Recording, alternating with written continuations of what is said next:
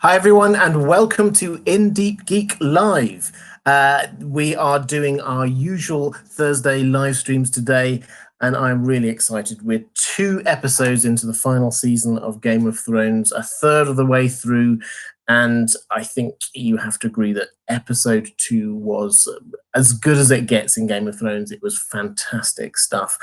The way we're going to frame this one is the way that we do all of our Thursday live streams. If you're new to a Thursday live stream, I do these all through the year, same time every week, just an open Q&A or perhaps on a subject. And I try and frame them based on the questions from my patrons.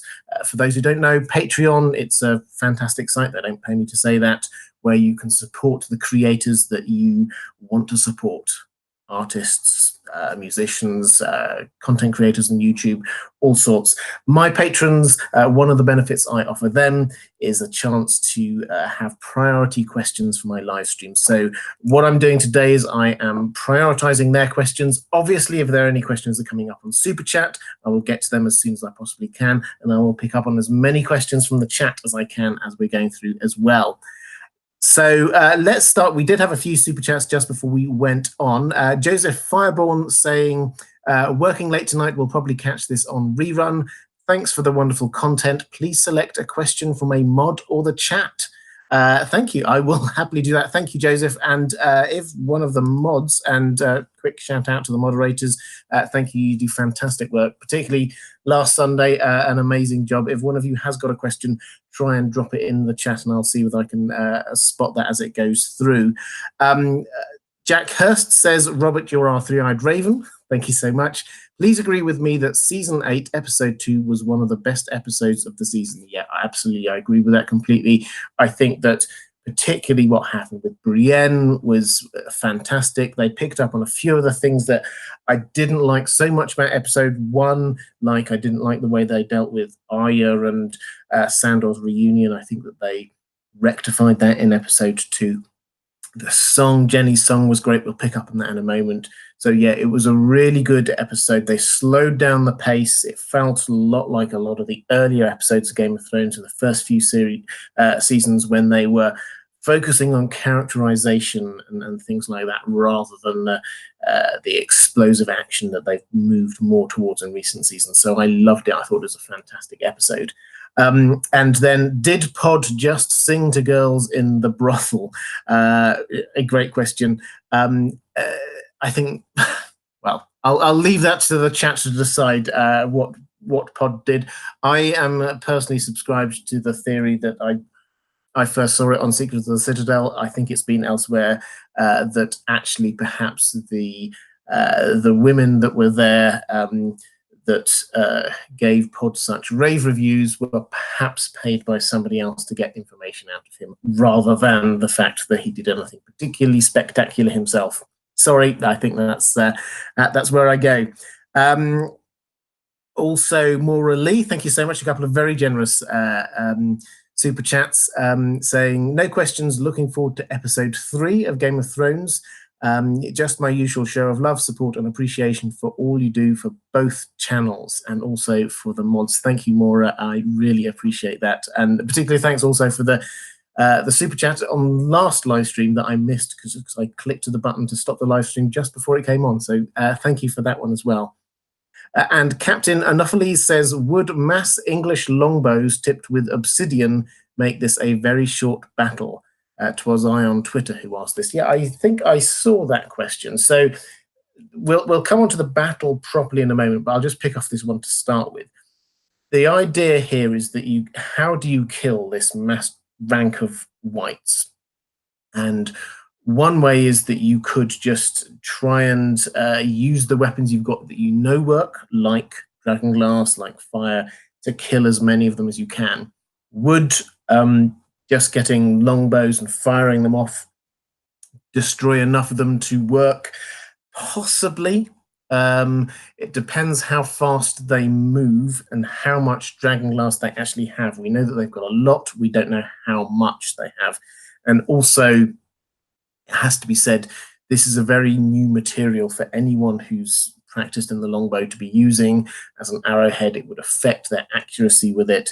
So I think it would be a big advantage being able to have a huge volley of longbow fire going into the army of the dead, but I don't think it necessarily would be the killing blow. But more to the point is that all they have to do is start killing the humans and then raise them.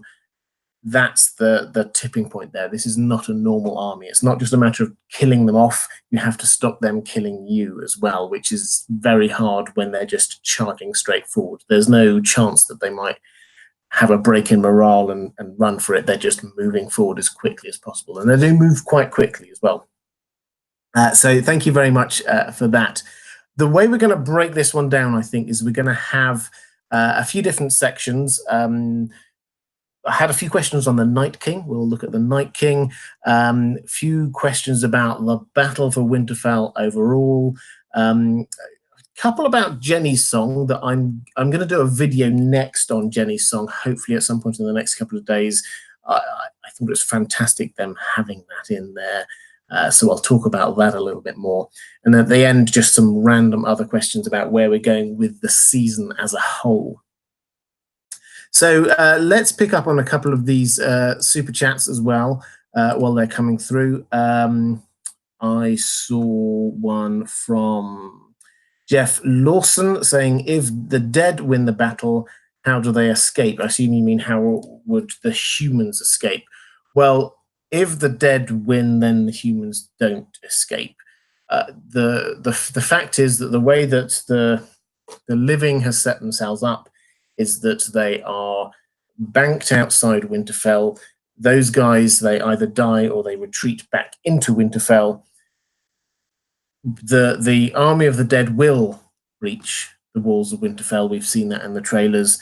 So they're going to get in there, and at that point, then the living are trapped, unless there is an escape route out through the crypts that we do not know about. A few might be able to sort of get down over the walls and get away. I don't know, but basically speaking, this is you live or you die is the situation going on there.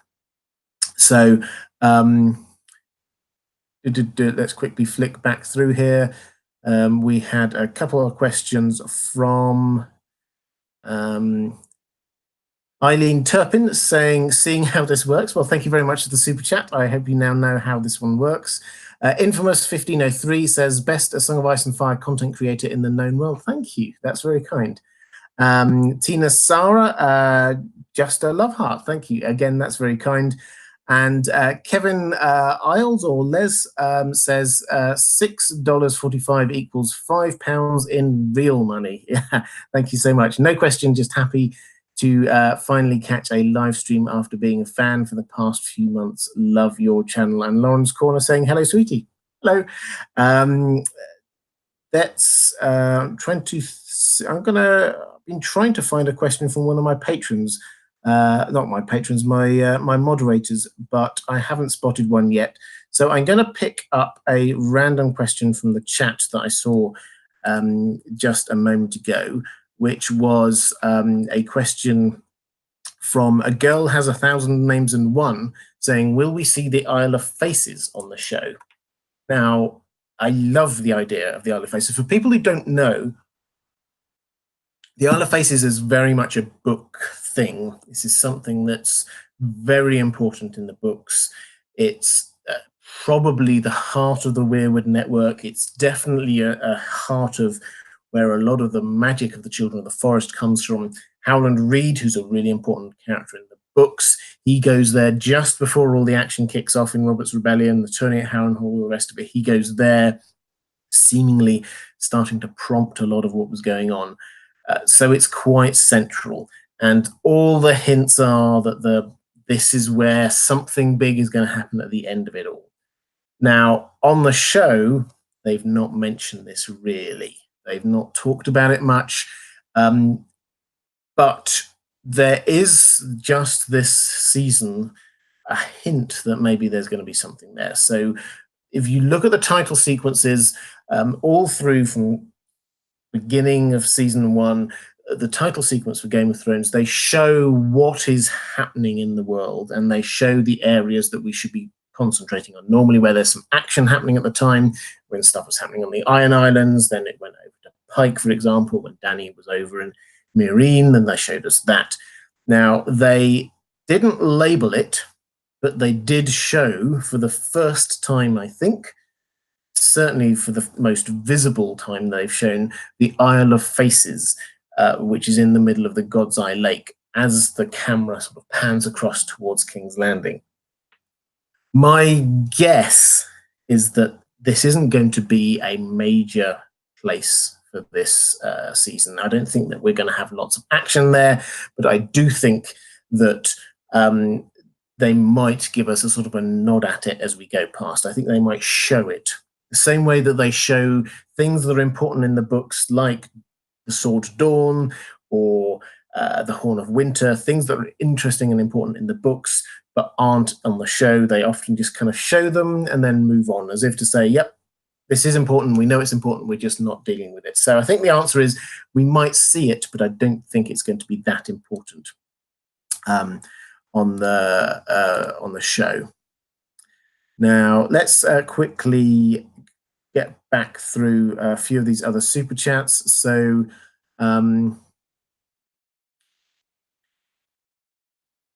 Lucas Giorgio says, surprised we've had no Sansa and the Hound interaction. Yep, there's a lot of these kind of reunions that we didn't see. I was disappointed by the House Mormont. We just saw a little bit of it, the reunion between Jorah and Lyanna Mormont. Well, reunion is probably the wrong word. She was very young when he left. But there's a lot that they didn't show us. They showed us the things that they wanted us to be focusing on. And I think, to be blunt, what this means is that the connection on the show between Sandor and Sansa is not that important. So San shippers, sorry, on the show, this isn't going to happen. It's not a major thing. That is not where they've been focused. They did focus a bit on the Arya and the Hound, but not so much on Sansa and the Hound. So that's what's going on. Letitia Williams says, the horn Sam found, do you think it will be used? This was what I was talking about a moment ago, the Horn of Winter. In the books, yes, I think this is really important. This was the horn, for those who have got good memories on the show. They found a cache north of the wall. The Night's Watch Sam found a cache of dragon glass, wrapped it in a Night's Watch cloak, and there was a horn in there as well. And that was the dragon glass that Sam used to slay the White Walker a bit later. Now, that had been left by someone. I have my theories on who it had been left by, but that had been left by someone for the Night's Watch to find because this is important in the battle that's coming. Now, the horn itself on the show has now disappeared. It's not going to be used. It's not going to be important. They just showed it was there because it was in the books, and they just wanted it to reflect that. In the books, I think it's going to be very important. I think it's going to be. I did a whole video on it called the Horn of Winter and the Crypts of Winterfell. I think that this is going to be the thing which raises the Stark dead to fight for the living. That's what I think is going to be happening there. On the show, no, I don't think it is. I think they're just going to leave it at that little one lingering shot that they had a few seasons ago, quite a long time ago. What was that, season 2, 3, something like that? That's all they're going to be doing with it. Higa Herger, the name I like to say the most. Higa Herger saying, a tipped hat to you, Robert. Thank you. I am now understanding the headaches of putting out videos. My usual tip, and I loved the rising dread and tension of the whole episode. Yeah, it's putting out videos is quite hard work, guys. If you've ever tried it, it takes quite a lot of effort. But Higa Herger, if you're starting to make videos, let me know. I'll tweet at me and I'll retweet it as well. The rising dread and tension of the whole episode, I think, worked really well in episode 2. I think this was one of the things that they did very effectively as they moved through the emotions from the reunions that they had at the start with Jaime, and then ramped it up all the way through to the point where the army of dead arrived. But what I loved the most probably was this kind of Eye of the Storm eerie quiet that they managed to create. This, particularly with the guys just drinking around that fireside, that had a real great feeling of knowing something big was about to happen, but right at that moment, you can't do anything. I know I've felt that in completely different, not in war context, but like a work context, when you've had a huge amount of work and then suddenly it stops and there's nothing you can do in that moment. You just have to wait and see how the launch of something happens. That felt just like that. This just looking around, okay, so what are we going to do now? What do we do if this is our last night on Earth? So I loved the way that they had that kind of eerie stillness going on.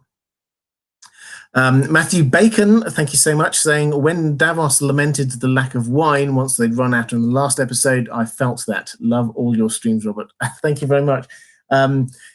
For those who are regulars on this know that I tend to keep a glass of wine to one side as a little celebration for when I finish my live stream. So that's still there. I felt that pain too, it has to be said.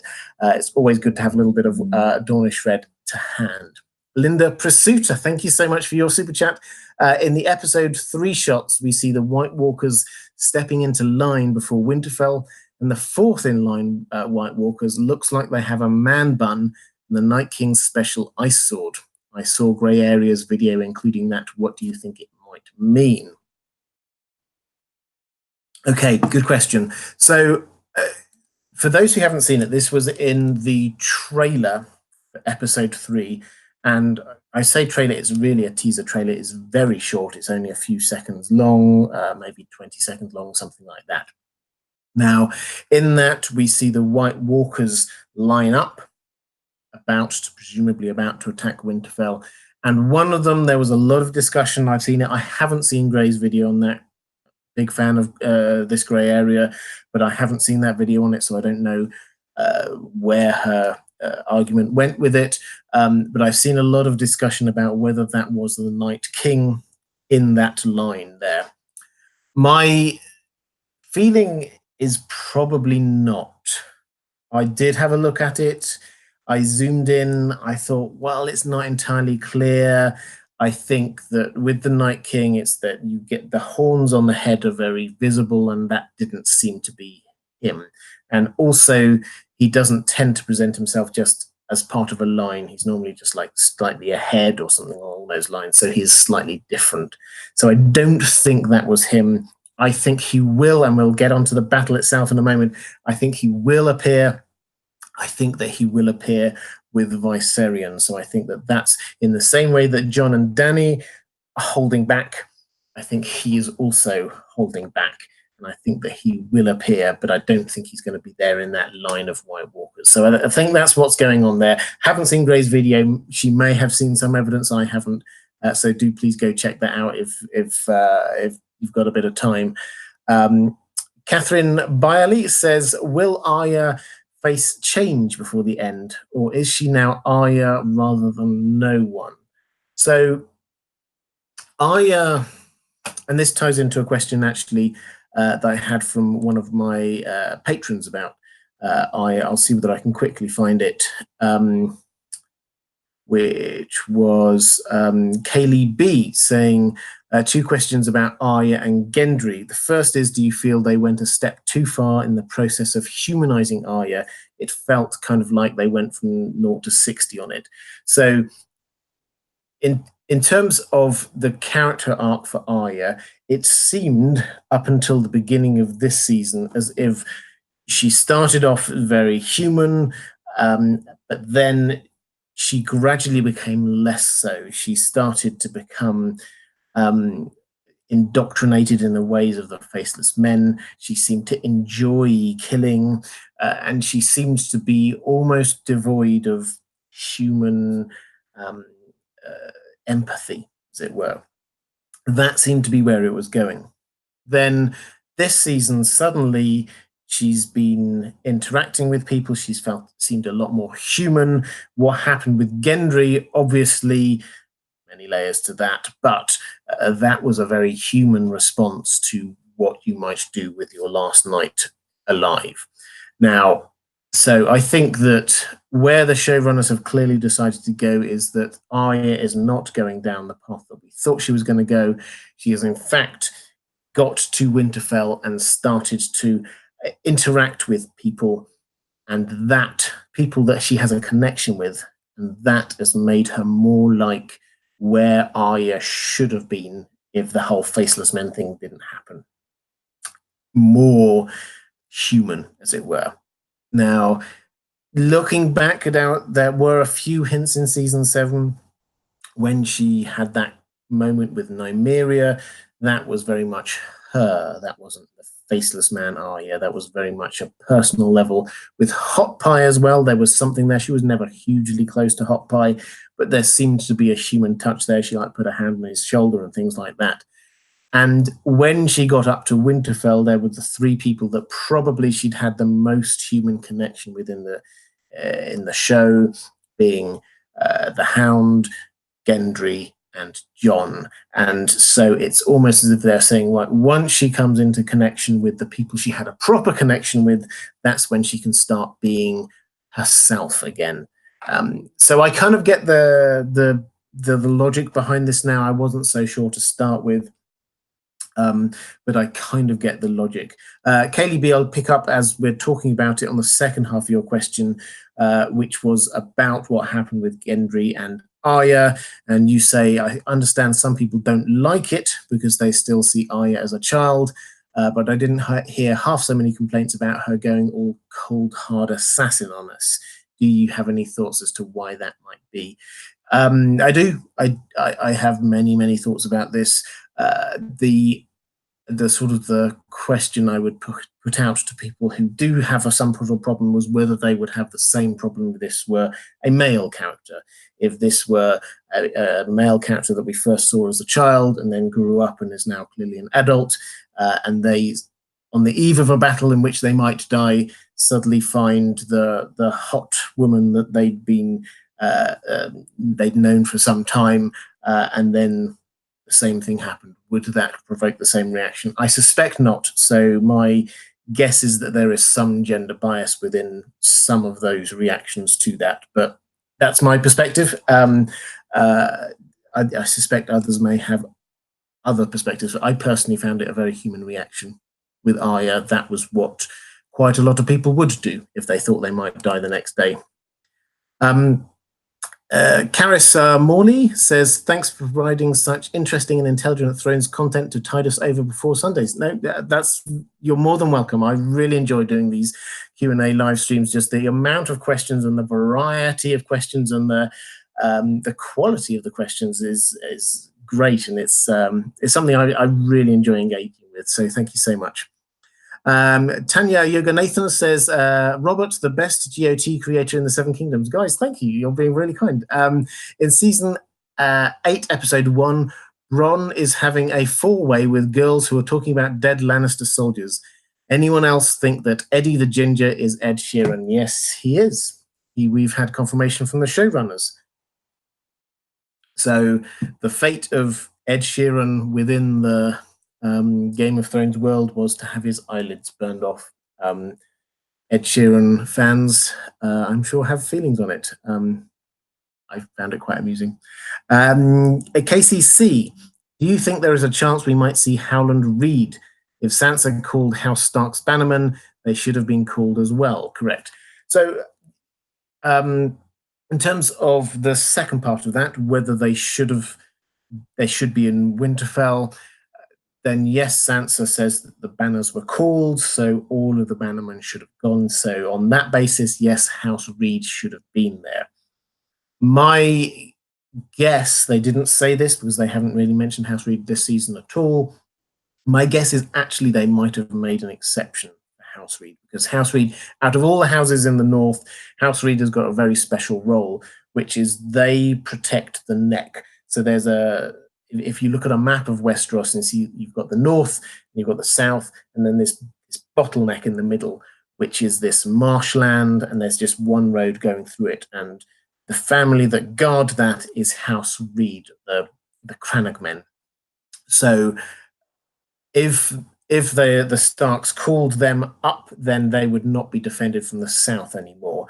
The Crannogmen, House Reed, they're not renowned for being great fighters, but they do know their own territory really well and are fantastic fighters within that in sort of a guerrilla context. So I think that it makes sense that they said to House Reed, you stay there just in case anything comes from the south. So I think that's the context there. I think that they weren't called. I think they were given a special dispensation. And in terms of whether we're going to see Howland Reed, possibly. I suspect he probably falls into this category that many others do, of a book important character or thing that is not going to be made as important on the show.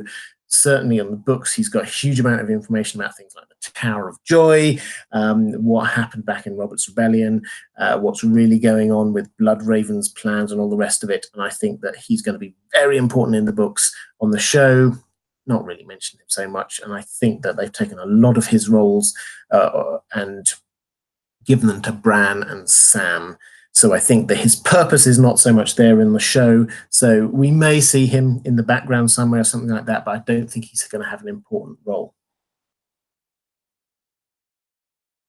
B1 Mary says, if we get the Isle of Faces, then we should get Howland Reed too. Yep, following on the same thing. Yeah, I think my guess is that the Isle of Faces is just they're just going to show us it. I don't think we're going to have any action on the Isle of Faces. I don't think they've not built up the idea that the Isle of Faces was where the pact took place between humans and children of the forest. They've not built up the idea that there are a huge amount of weirwoods there. They've not built up the idea that Howland Reed went there before. They've not given us any lead-ups to this. And the showrunners do provide a run-up to all of the big reveals. There's hints along the way as we get there. There's been nothing here about the Isle of Faces, so I don't think they're going to be showing us that. I think that means that Howland Reed is, as I said, he's not really going to be a major part in the show. TF Rick says, I wonder, wouldn't the Eyrie be a much better place to defend against the White Walkers than Winterfell? Yeah, so the Eyrie, they obviously showed it on the show. The Eyrie is effectively on the top of this tall mountain, and in order to get to it, you've got to like circle your way up and down. It takes like nearly a day to get there. You have to go single file. The defenses are brilliant. Yes, it's an incredibly defendable place. So if you were just going to pick a place to go and sit, then you might as well do it there. The fact is, though, that Winterfell is where everyone was in the north, and that's when people naturally were gravitating.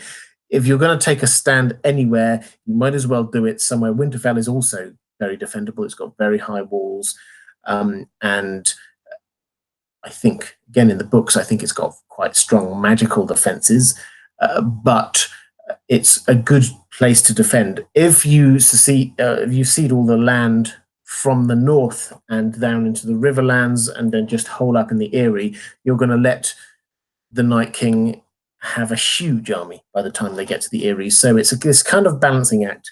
You want to take them on early so they've got a smaller army, but you also want to have a good place to defend. I think Winterfell is probably as good a bet as they're going to get. They've got the dragons. That's what it's really about. And the battle plan they've got seems to suggest they think this isn't about fighting the whole army. It's about killing one person, the Night King. And that they might as well do earlier rather than later. So yeah, the Eyrie is very defendable, not against dragons, incidentally, but the Winterfell is probably the better bet in terms of getting the balance right in terms of how many people there are you're facing and how defendable the place is. Vilanjo, thank you so much, saying, Robert, love your videos, thank you. Isn't Sansa and the North right? Jon gave up his crown for nothing. Dany had already committed her armies and dragons to fight for the North. Jon didn't have to bend the knee. Yes. Yes is the short answer there. Jon did not have to bend the knee. He bent the knee, as Sansa says, out of love, because he realized, he thought that she was great and good and she should be ruling. And that's why he bent the knee. But she had already offered to fight alongside him against the Night King. So he didn't need to do that in order to get her north. He did that for other reasons. So that's what's going on there. So yes, you're entirely right. The short answer is that he did not have to. And they cut away from that. We've got a question about that coming up, but they cut away from that conversation at a really important point. And that's the point at which Jon would probably have to have admitted that, yeah, she had already promised to come north. The fact that they never spoke about that conversation is absolutely vital, not just for this thing with Sansa, but also with Tyrion, because Tyrion did not know that Dany was already committed to go north when they were at the Dragon Pit. And personally, I think you'll have seen my video, I suspect, on Tyrion and why he's coming across as quite stupid at the moment. But the whole point is he did not know that Dany was going north, and he will have thought that he had to somehow manipulate her into going north. He didn't know because Dany didn't tell him. The fact that that communication didn't happen between those two, they didn't tell anyone else what was going on. And somebody pointed out to me, a friend pointed out to me recently, actually, that this explains Tyrion's look, if you remember, towards the end of last season, when Jon goes into Dany's room and Tyrion's there. Oh, right, so they're together now. It's not just a jealousy thing. It's so actually they're together, and they would have gone north anyway. So he didn't need to do what he did with Cersei. That was unnecessary. So I think that's what that look was all about.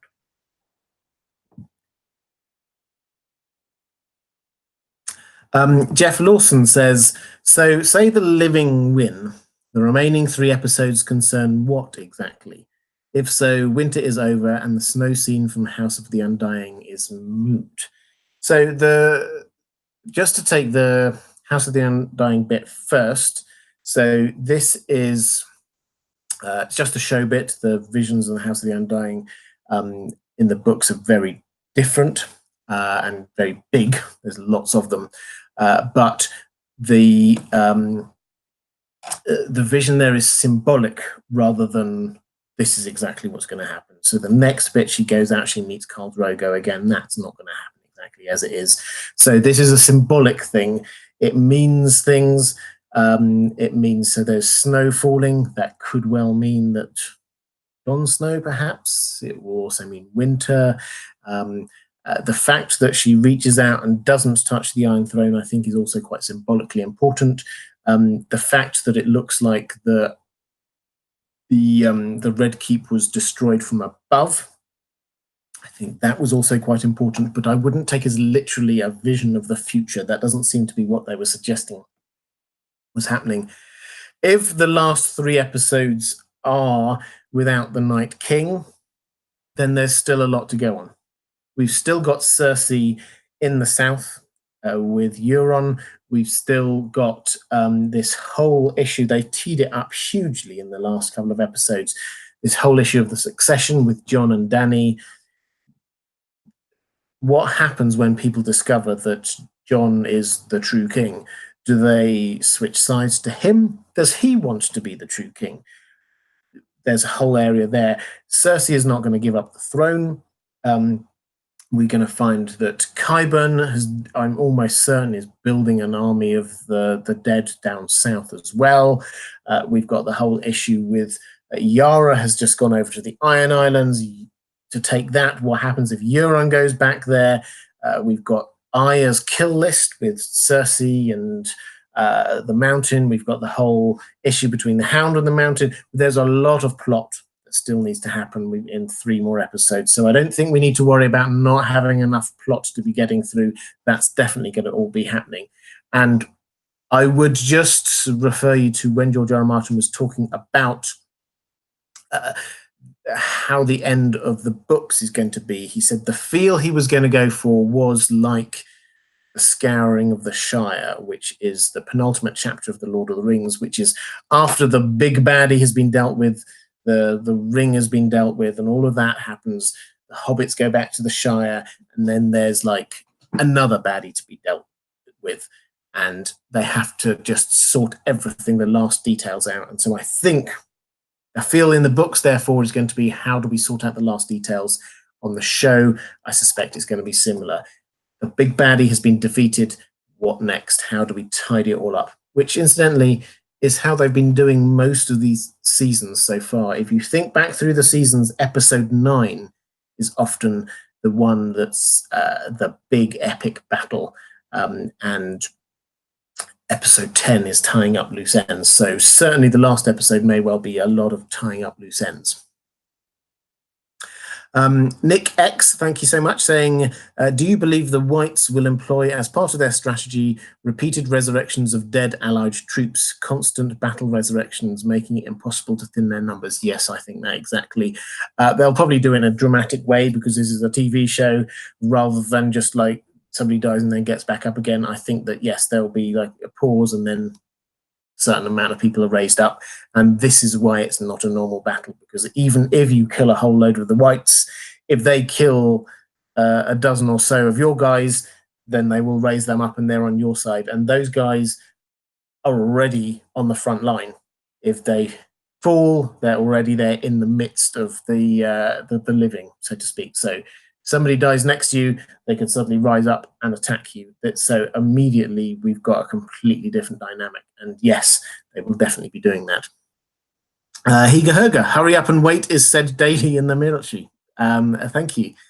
Blue Moon Studios saying, in the promo Aftermath, HBO shows many characters' iconic items laid in the snow after the battle. Is this just a way to drive us crazy, or could these be literal hints for who lives and dies? Yeah, this was a promo before the season that had, I think it was Winterfell, snow everywhere, and then just a few props. So there was Longclaw there, I think needles, just like things that were associated with individual characters. And they called it Aftermath. This is, in my view, just a little bit of something. It's not an actual shot from the show. It's a little bit of promo material, in the same way that the bit from the crypts when they had Jon and Sansa and Arya there in the crypts, and that's not actually going to happen in the show like that. It's just a mood setter. So yeah, we're not looking at those kind of things literally happening. It's so it's not a literal hint. It's just this is stuff to get you excited. JD Olson, do you think Wildfire has any part to play in the battle against the dead in the books, if not the show? Wildfire hasn't been mentioned up in Winterfell, so I guess not there. Wildfire will play a part down in King's Landing, I would predict, because I think there's still a whole load of it, probably still quite a lot underneath King's Landing. Whether it will play a role against the dead, well, possibly. I think that they might destroy a few of the dead down there like that. Perhaps just Qyburn's dead, actually, rather than the army of the dead. But yeah, it will play a role, but not, I suspect, in Winterfell. I think they'll be using normal fire. They'll be using dragon fire. They'll be using dragon glass, and they'll be using Valyrian steel. And I think that's enough to be going on with. They don't need the extra bit of wildfire going on there. Rachel M. It seemed like they were foreshadowing many character deaths in episode 2. Are there any characters that are safe in your mind? And conversely, are there any characters you are certain will die? Well, I don't think I'm certain any will die, but what I will say is that what we have to go on is the character arcs, and the characters that we have to worry about are the ones where they have given some kind of satisfying dramatic ending to their character arcs. So I said it when I was talking my video about episode 2, Jorah. So Jorah, they very clearly pulled a lot of his character arcs to an end in that episode. He gained a Valyrian steel sword. His backstory was that he gave one up because he felt he had no honor. Now he's being given one again. There was a clear moment with Lyanna Mormont of being accepted back into the family, or at least not hated. Again, this bringing his character up full circle. And there was also the slightly bizarre moment with him and Daenerys when he talks about effectively giving up on his idea of becoming her Hand of the Queen, and he seems to have come to terms with it. All of that seems to me to suggest that his character arc is done. Then we get people like Grey Worm, who, the moment somebody says to their loved one on the eve of battle, when all this is done, we're going to go off and have a wonderful life and live on a sunny island. The moment that somebody says that, you know there's tragedy happening. So probably he will go, possibly Missandei, but I suspect it'll be him, as he'll be on the front line. Then you look at characters like Tormund, Beric, and Ed in particular. Ed, I think his role has always been attached with the Night's Watch, so defending the realms of men. That will come to an end in this episode. Those are the kinds of characters we look at. The one that I fear for is Jaime. I think that they gave him a lot of dramatic resolution in this episode as well. Last episode, I think that they showed him coming to terms with who he was through his conversations with Tyrion. I think that they showed him having a sort of forgiveness of sorts from Bran for what he did all that time ago. And the knighting scene with Brienne also gave some sort of resolution to that. So I fear for him. In terms of who's safe, the people who have still got plot to deal with afterwards, Jon definitely has some stuff that carry on beyond this episode. I think we've got to see Arya carrying on beyond this episode, and the characters who are the cripples, bastards, and broken things who will probably survive. The people like Sam, the people like I think the Hound has got more plot to go. So these are the characters that we're looking at. There are no certainties in this. They've been very clear not to give us any certainties, but I think we can be reasonably certain about quite a few characters.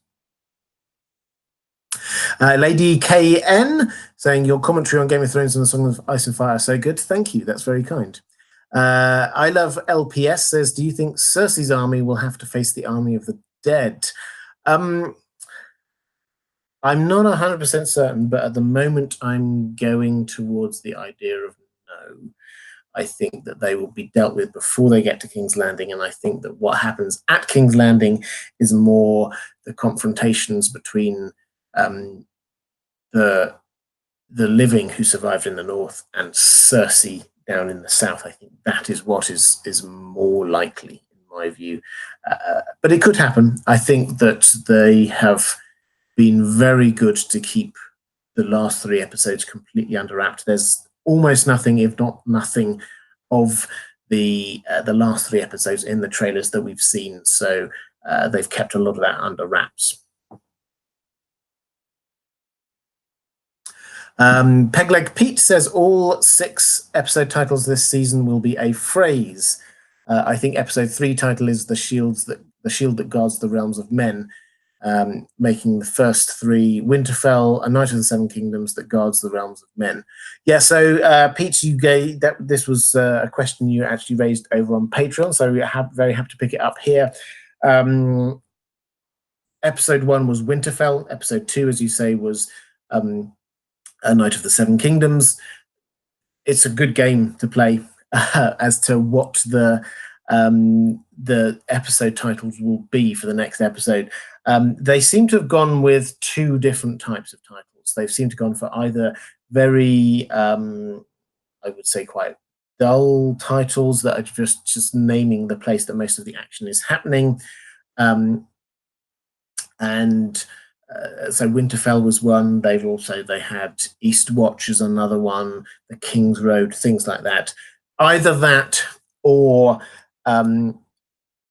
they've gone for things that resonate with the books, so to speak.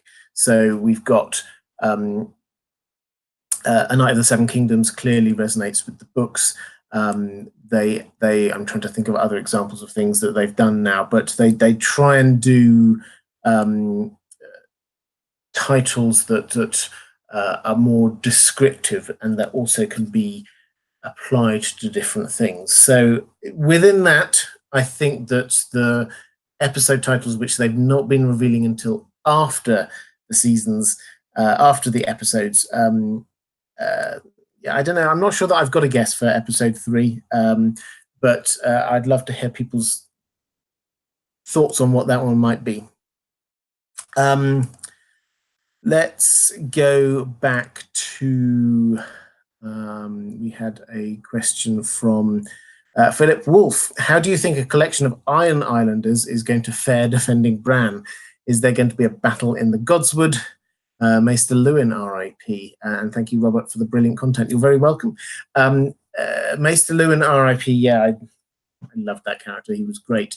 In terms of how they're going to fare, there will be a battle of some kind in the Godswood. I'm absolutely convinced of it.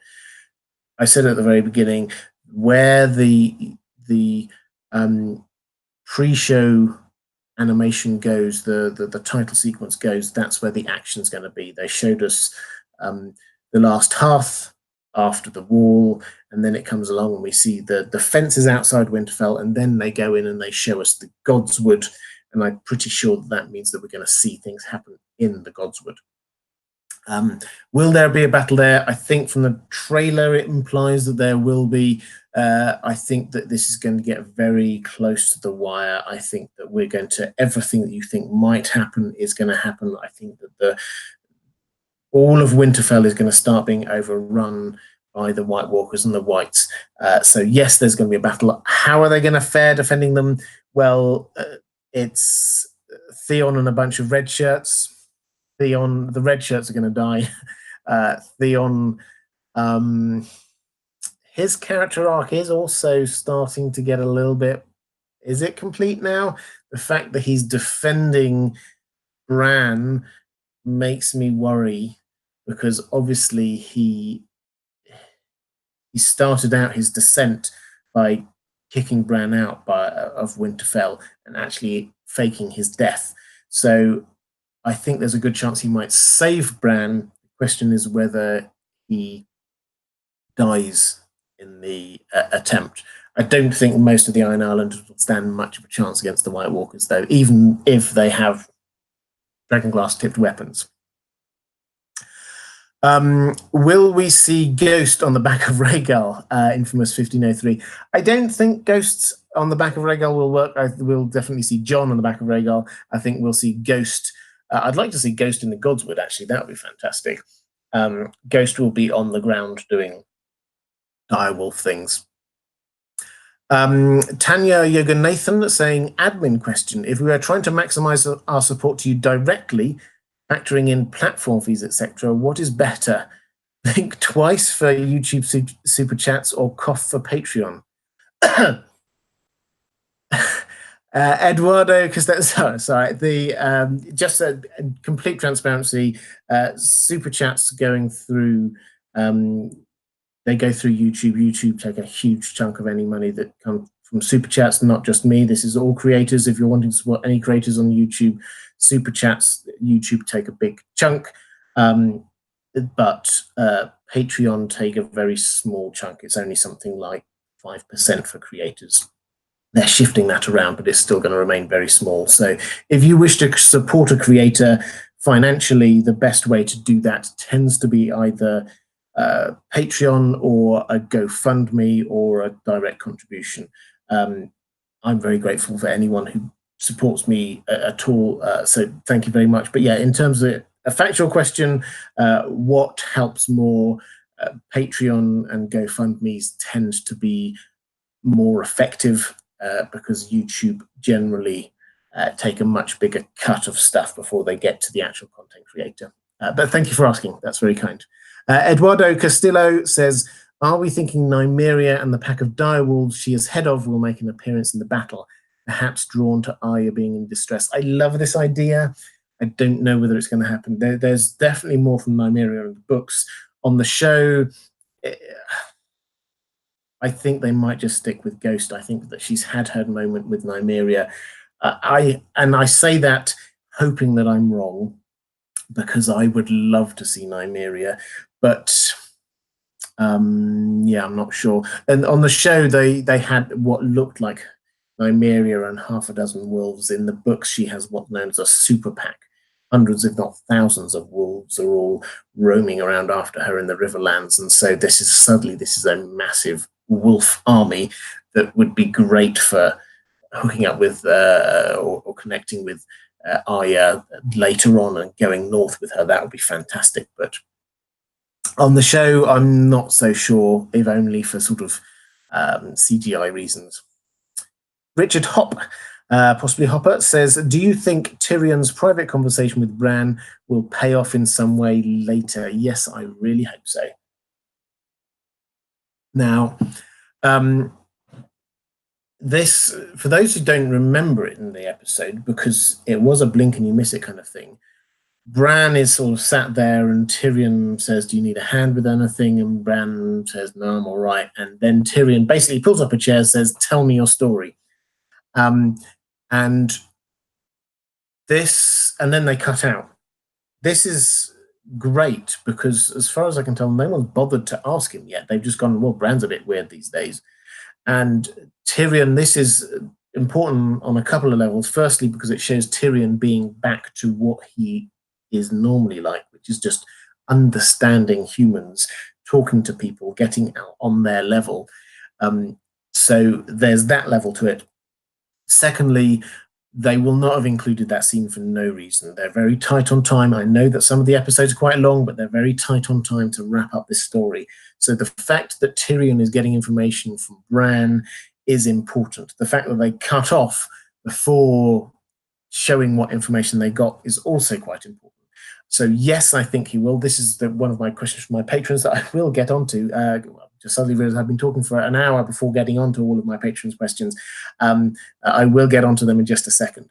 But yes, his private conversation, I think, will be important. I think that he will learn something from Bran that will help. I hope that this is how to defeat the Night King.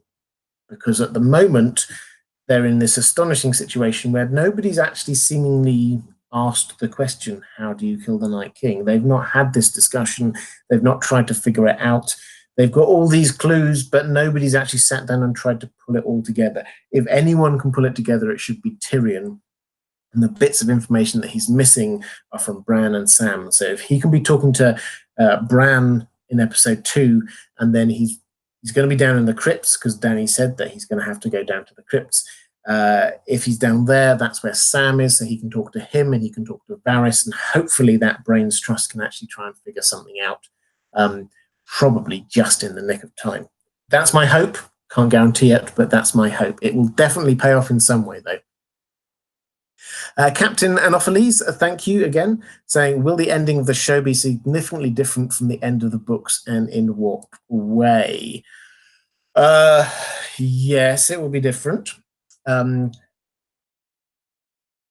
So the books will be a lot more complex, is the first answer.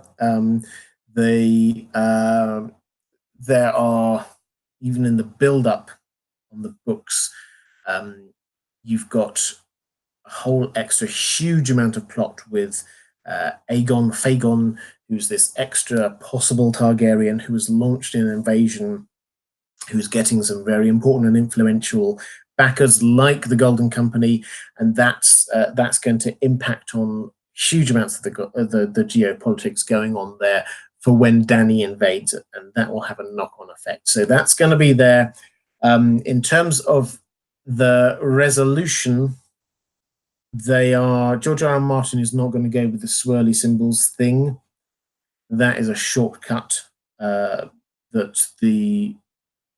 view, that is a shortcut that the showrunners have been going down, because it's a very visual thing rather than George R. R. Martin's a lot more sort of thematic.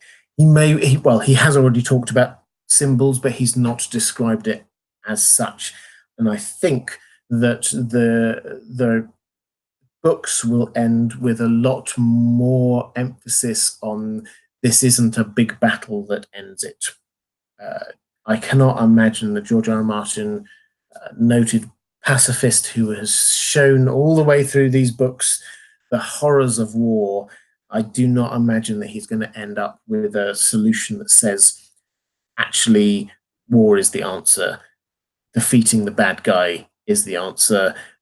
it's the fact that Jon is better at fighting than the Night King is the answer. That is not going to be the answer. The answer is going to be something more connected in with what the others want and how they can therefore be turned around rather than just how do we kill them all. So that is, for me, going to be the big difference between the two. Timothy Anon says, book question, if you could change one thing and read the story from there, what would it be? Stannis winning the Battle of the Bastards, stroke Jaime not released, stroke Rob not marrying Jane. That's a great question. I think, off the top of my head, I think it would be fascinating to see what would have happened if Oberyn lived. Because he was such a vivacious character. He, I think, was poisoning Tywin. I think that he had his vengeance on the mountain. Let's say that happened. Where would he go from there? What's the end game after that? That would have fascinated me because he's such a charismatic central character that him being alive would not have.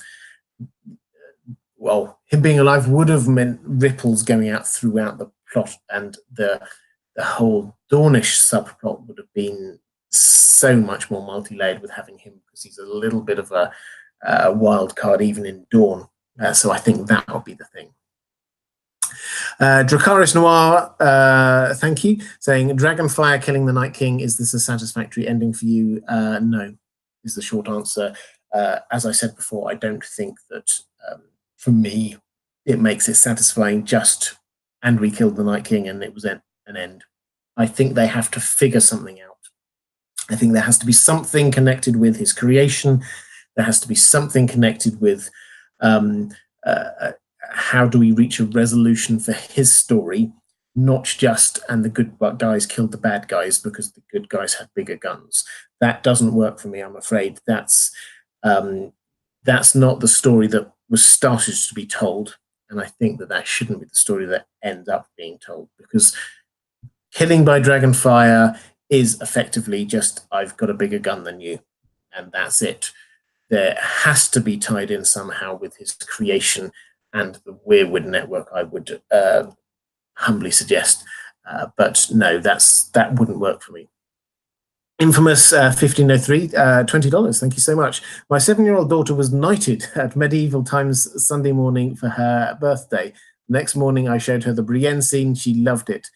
Please, can you give my little lady a shout out? Lady Bliss of the Seven Kingdoms. Well, Lady Bliss of the Seven Kingdoms, this is a shout out for you. And congratulations on being knighted, Sir Lady Bliss, a Knight of the Seven Kingdoms.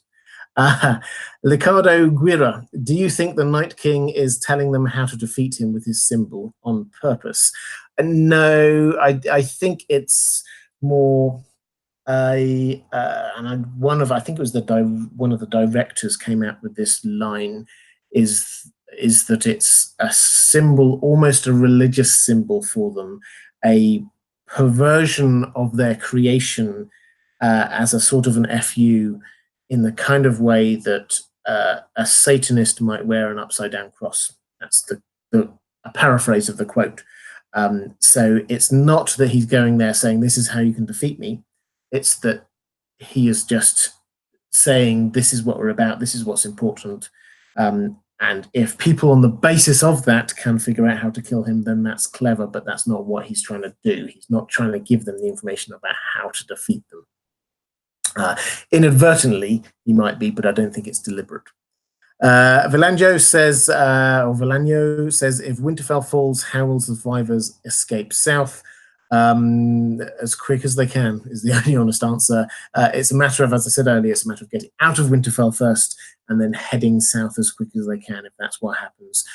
Because, as we saw on Bloodraven's cave, then they will chase after them straight away. There's not the army of the dead may move slowly, but the moment they start moving quickly, they just charge and charge and charge, and they're not going to tire. So as quickly as they can is the slightly facetious but honest answer on that one. Catherine Byerly, is there anything that you haven't had a chance to mention yet which changed your thoughts on where the plot would go? Oh, good question. On the show, well, I think the Arya thing has changed my mind on where her character's going. I think the Tyrion thing was quite big for me when I name checked it in the video. Happened across a chat on Twitter when talking about why is it that Tyrion might have been appearing stupid, and that gave me an idea about, okay, so maybe if he has got an agenda going on here, what might that mean? So that's I think quite an important one. In terms of stuff where the plot might be going, I think the only big thing that I haven't really mentioned, I sort of mentioned it vaguely, is I had a change of heart somewhere around the beginning of this season that I was really hoping we were going to get more of the backstory for the White Walkers, some idea of that they've got some layered desire, want, driving force. I've now decided that actually on the show, no, this is just them wanting to, as they've said, wanting to wipe out existence. I think it's as simple as that. So that's the biggest shift in my thinking recently is away from this idea, which I clung on to for a long time, that we were going to learn some deep secret about them that was going to help us understand them, to an idea that actually the showrunners are treating them as effectively just death that has to be confronted in some way. Squid Burritos 42, great name. If the Night King is a warg, then when he dies, he can continue by wogging into another. Perhaps Bran wants to trap him in the weirwood net to defeat him. So you need to do that with skin changing. You need to go into another before you die, not after you die. It's not a matter of you die and then you go, oh, I'm going to carry on living by going somewhere else. You just before you die, you then go off into somebody else's body. That's the way it works. That's the way I think it's going to work with Jon and Ghost in the books. I think that he's going to wog into Ghost just before he dies. So I don't think that the Night King is going to be killed, if that's the right word, with the others, and then become another one, because that's more like a second life kind of idea. And then saying perhaps Bran wants to trap him in the weirwood net to defeat him. Well, possibly. I think it's more a kind of reverse engineering what was happening. He's not trying to trap him in the weirwood network, because the weirwood network is just the memories on the show. This is the memories of the planet, effectively, what's going on there. So he can't just trap him in the memories of the planet. I think he's just going to undo the magic in some way that created him in the first place. Zoom. Hi, Robert. Wish we could get a POV from the Citadel now that the Night King is coming south. They were so dismissive. Yes, I would love that too. On the show, I'm not sure we're going to get much. We might get a little shot of them, but not much at all there. In the books, there is more to come from the Citadel, I'm sure. Sam is still down there. A lot of characters are still down there. Jojo Lady Dane. Hi, one of my excellent moderators. Talking of which, I haven't managed to spot a question from my moderator. I'm going to take this as my question from my moderator. Thank you, Jojo. And guys, can you show some love for the moderators who always do a fantastic job here? Saying, will anyone else get resurrected? Will Beric give his life like he did for Lady Stoneheart? In the books, Beric gave his life for Lady Stoneheart. And that was quite an important moment. Will anyone else get resurrected? Only possibly by Melisandre when she returns, and I think she will return. I don't think, because they've not teed up this idea of him doing the last kiss to bring anyone back to life, I think that idea died with Thoros. So I can't see any resurrections happening like that unless Melisandre arrives. And if so, yeah, it's possible. And the most likely candidate actually is Jon, simply because they already had a conversation about what happens if he dies again and she happens to be there. That's the kind of thing the showrunners like to do. Nick X saying, will Bronn arrive in time to be of use in the battle?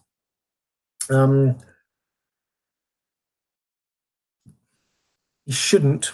I think this is just trying to work out the timings here. So Jaime went north pretty much straight away after what happened at the Dragon Pit. And as far as we can tell, what happened with Bronn was quite a time after that, and Bronn might be able to move north quite quickly. But given the fact that Jaime arrives and then almost immediately the Night King army arrives, Bronn shouldn't be able to arrive in time. Obviously, on the show, they sometimes play fast and loose with these things, but he shouldn't be able to arrive. I think that was more of a tee up for the second half of the season. Ines Cruz, how do you think Clegane Bowl will happen? I think that at the end of it, then we're going to get a group of people heading down to King's Landing, and I think that there will be some sort of small group getting into King's Landing, getting into the Red Keep.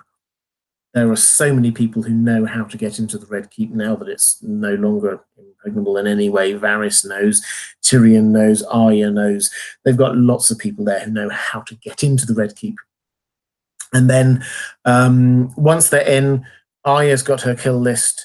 There perhaps needs to be some sort of showdown with Tyrion and Circe, and then also clearly needs to be some sort of showdown between the two Clegane. So I think it's going to be that. I think it will be people trying to get to Circe, and then Sandor will come up against his brother in that context. So I think that's how it's going to happen. Blue Moon Studios, thank you so much. Considering the Iron Islanders live by what is dead may never die, could that be important on surviving the dead? Yeah, I think this is more book imagery. They've not really made the link across other than to sort of suggest that the Iron Islands are safe because White Walkers can't travel across open sea, apparently. I don't think it's going to have a big impact in terms of fighting the White Walkers. The only thing that might happen is that you would look at some of the characters like Jon obviously died, Beric obviously died. Down south, then we've got the Mountain obviously died, and Qyburn's going to create some more, obviously died. So I think that is, they are being powered, as it were, by a different force, but it's reasonably clear to me that they have not gone down this idea of them being dead. So Jon does not consider himself to be dead or undead in some way. He does lots of speeches about the living and counts himself as one of their number. And Beric also seems to be counted among that number. So I don't think that the show have dealt with that level of lore at all. I think they're just deciding that if you've been brought back to be alive, then you're alive. You're not dead. You're not undead. RetroReclamations.com's just saying thank you.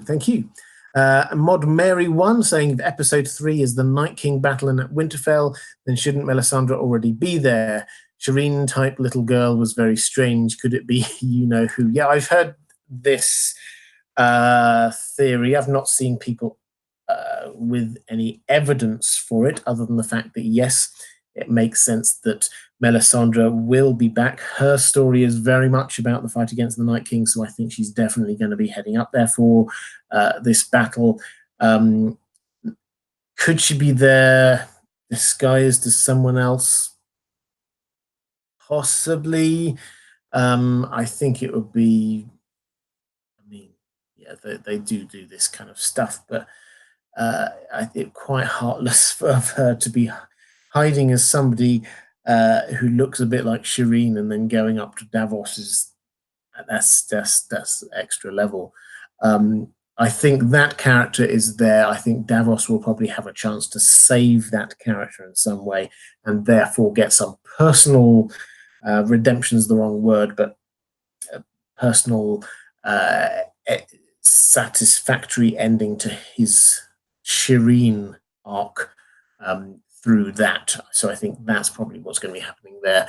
Melisandre will arrive. I suspect she may well just appear there rather than. I mean, it's possible she doesn't until later. That's an option.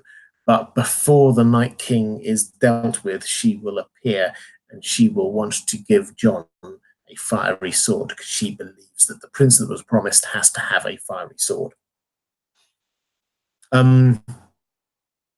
Mark Hatton, thank you very much for the super chat. I don't see a question, but thank you. Donald Peoples, why do you suppose that no one has asked the most important question of all? How were the others defeated or pushed back during the long night? Yeah, this is what I was saying a moment ago about Tyrion talking to Bran. Why on earth hasn't anyone thought to do this before? Why haven't people thought about how this might have happened before? They are just ramping up the tension on the show. That's what's happening. They've not had much exposition about this kind of stuff. People sitting down and figuring stuff out and reading books doesn't really make for great TV. So they've kind of short-circuited that bit, and they probably are just going with the dramatic tension of we do not know how to kill the Night King, therefore we need to try lots of different things route, or we're going to figure it out mid-battle. That seems to be where it's going. Sam has read all that stuff. The Stark kids had the stories from Old Man, so the information is out there. It's just they've never sat down and put it together. As I say, I think that's just a show thing that they're trying to create tension rather than anything else. Mark Hatton says, is it possible they foreshadowed Howland Reed when Dany said to Jon about Bran and Sam being the only people in the world who knew the truth? Well, she was saying that the people who told him that he was the heir or was the rightful king were his best friend and his brother. Isn't that a bit of a coincidence? Because they're trying to get us to think that Dany's mind is always in there. Is somebody trying to take the Iron Throne from me? That's what they were trying to do in that scene. That her first thought is not about the interpersonal things, not about a thought about Jon, but about what the impact might be on her and her claim to the throne. That's what they were trying to do with that scene. So I don't think this was a link across to Howland Reed. I don't think that suddenly they're going to get another witness come in who's going to say, yes, this is absolutely true. We didn't see the books that Sam brought up from the Citadel. I suspect that he may well have, well, they wouldn't have brought it up because he didn't realize the significance of it until he got up there. But I think I'm trying to say I can't see Howland Reed appearing and playing an important role. I'd love him to, but they've not mentioned him enough as somebody who knows knows the secrets in order for us to understand who he is. Because this has got people who watch here. We pore over the detail. We understand all of the lore and everything that's going on. Most people don't. They will have not watched this for a long time. They've not watched all the episodes back, so they won't know who all of the characters are. So this is very much a matter of just trying to make the story as simple as possible as we're going through. Let's do a couple more super chats before we move on to the questions from Patreon. Linda Prasuta, thank you again, saying, not sure if you've already covered this, but do you think Bran's strategy will be a mistake to be bait, that he is wrong? Maybe Tyrion will be glad it wasn't his idea. I think Bran is playing his own game here. I think that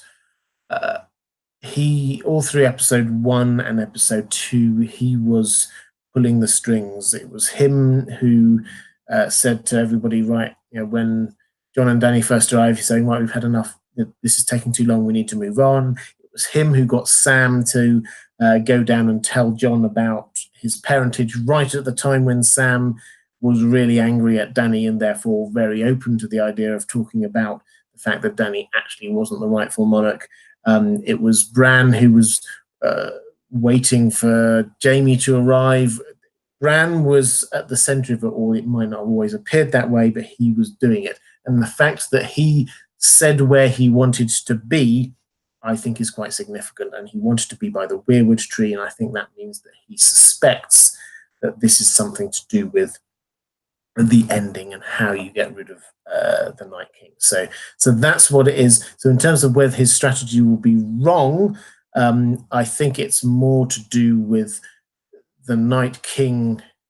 Bran is pulling the strings there, but the Night King always seems to be one step ahead. So expect the Night King not to be following the plan that they've laid out. I'm doing a video tomorrow, which is going to set out a little bit more, my preview for the next episode. It's going to set out in a bit more detail what I think might go wrong with the plan. But I don't think it's necessarily a bad plan, other than leaving Bran out in the open with just a few Ironborn seems a little bit odd. But yeah, it's not a bad plan. They have got understood to the point that they need to kill the Night King, and that seems to be the most important one. Catherine Byerly says, Carl Kosnark made a question-provoking comment. Will we ever see Dawn again? Yeah, I love it when people do this, pick up on stuff that others have said in the chat. At the moment, the chat, I'll be honest, the chat is moving so quickly. I'm finding it really hard to keep up with that. So thank you so much for picking up on a few questions. Will we ever see Dawn again? I think on the show, no. They've rounded that story arc off. They've effectively killed everyone that has ever been from Dawn. So why they would go back? Well, there's no reason for them to go back there. So I think the short answer is no. Maybe a little shot in some kind of like montage with some music over it at the end, but we don't have any attachment to Dawn anymore, because all of the Sand Snakes effectively are gone. Alaria's gone, Oberyn's gone, Doran's gone. All of the characters that we had from Dawn have gone. Therefore, who would go there and why? So I think that's the short answer. And in anyone coming down to attack King's Landing doesn't go through Dawn, because Dawn is south. So no, I think is the short answer. It's not going to. Shinu Donut, thank you so much. With regards to Dragonfire and the others, I'm almost certain all the Dragon Riders will die in the fight. I think Viserion will be immobilized, but only after he fatally wounds Rhaegar and Drogon. Right, so always spoiling my own videos. I think I agree with you on some of this. I think that there will be a fight between the dragons. I think Drogon will probably survive, but I think that there is a good chance that the other two dragons won't. I think they will probably fight each other.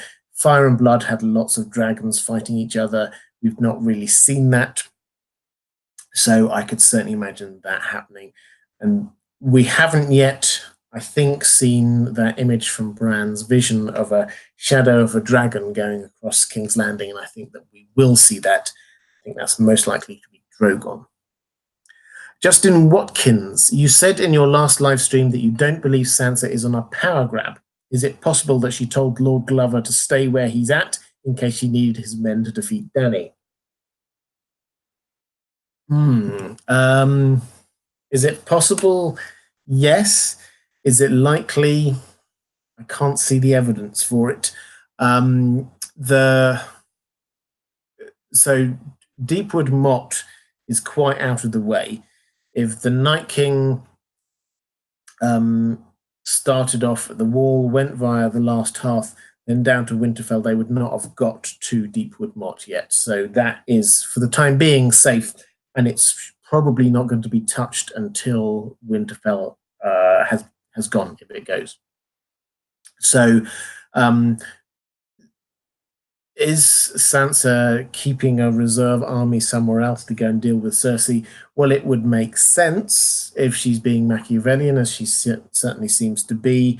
But I think she would also realize that the bigger, that means nothing unless she has defeated the Night King, or not her, but, you know, the people at Winterfell have defeated the Night King and the Army of the Dead. So I haven't seen any evidence. Normally with this kind of thing, they would do a conversation and then cut it off halfway, or they'd sort of show a couple of people standing next to each other or something along those lines. So I've not seen it.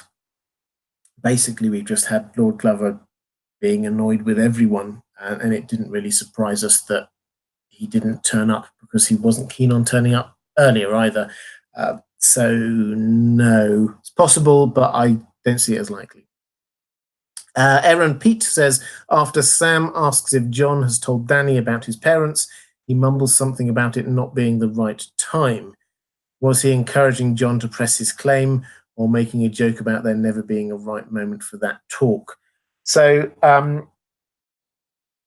yeah, I think they're trying to build it up that Sam is trying to push Jon into pressing his claim, because he got very emotional about what happened with his family in episode 2. Again, he gives this speech about when people die and they're forgotten and all the rest of it, and then they cut from him to going over to Dany. So they're immediately trying to show this idea that Sam doesn't like Dany. Sam thinks that Jon was going to be a better ruler than Dany. Sam has a history of pushing Jon into becoming or to getting a position of power and authority, even when Jon didn't want it. So that seems to be where they're going with it. They're trying to show Sam pushing Jon to become king, or push his claim to become king. And it has to be said, it was on a question a lot earlier as well. I don't think I mentioned it. There's absolutely no reason to think that Jon wants to be king. He might be, as people would think, the rightful king, but there's no reason to think he's never sought power. He might get pushed into it. He will almost certainly have people who want him to do it, but there's nothing to suggest at the moment that he personally wants to do it himself. LMC said, I too hoped Tyrion learned something from Bran, but how instrumental could it be if he's casually chatting by the fire afterwards? Wouldn't he be scrambling to act on it? It's life and death here. Yeah, if he'd learned a thing then that made everything appear very clear, this is what we need to do, then yeah, absolutely he'd have done something with it. I think it's more likely, given the fact that we've been told that he's going down into the crypts, given the fact that we know that people like Varys and Sam are down in the crypts as well, who know stuff, and Gilly as well, that he will learn something there, put 2 and 2 together, and then come up with something. I don't think that he learned a thing from Bran that solved everything and he's just not done anything with the information. I think he would do something with the information if he had that. I think he needs to add it to something else, in the same way that that Sam learned about the truth about Rhaegar's marriage to Lyanna, but didn't really know what to do with that information until he got to Bran, and then the two of them put it together and figured out what was going on. Nick X saying, credible theory or no, if Bronn doesn't make it in time for battle, perhaps he sees the Night King riding towards King's Landing and can therefore warn Jon.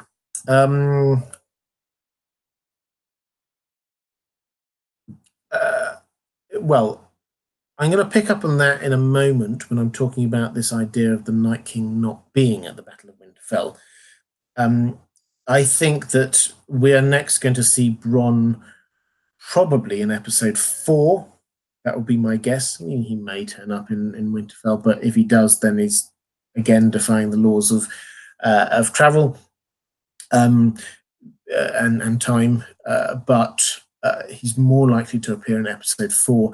And we have to remember that the distance from King's Landing to Winterfell, traveling by horse, is a matter of months. This isn't just a thing that you just trot along and discover something. It takes a long time to get from those places. So I'll start talking about it now. The question whether the Night King, and I'll pick up on it as I've been asked, and I've started talking about it already. The question was from John Lamb, saying, do you really think the Night King will reveal himself at Winterfell? Is it more likely that he will attack King's Landing on his dragon, igniting the wildfire placed in the city, reducing the city to rubble, as Dany saw in the House of the Undying? He could turn the living in the south and pinch Winterfell from both sides. Okay, so I like this theory on one level, in that the Night King is always ahead of the game. He will know what the defensive plans are, because that's just the way he seems to operate. So he will be figuring a way around that rather than anything else. In terms of why I don't like it, though, firstly, I think it seems out of character. All the time, he's not scared of battle. He seems, if anything, incredibly confident and cocky and sure of himself, and thinks that he's going to survive everything. He's always right there in the middle of it all. When Dany and her dragons arrive, he walks towards them rather than away from them. So it's not as if he's scared of them in any way. So that doesn't seem to tally for me. Secondly, if he's going down there and torching King's Landing to the ground, that doesn't create whites, that creates burnt bodies.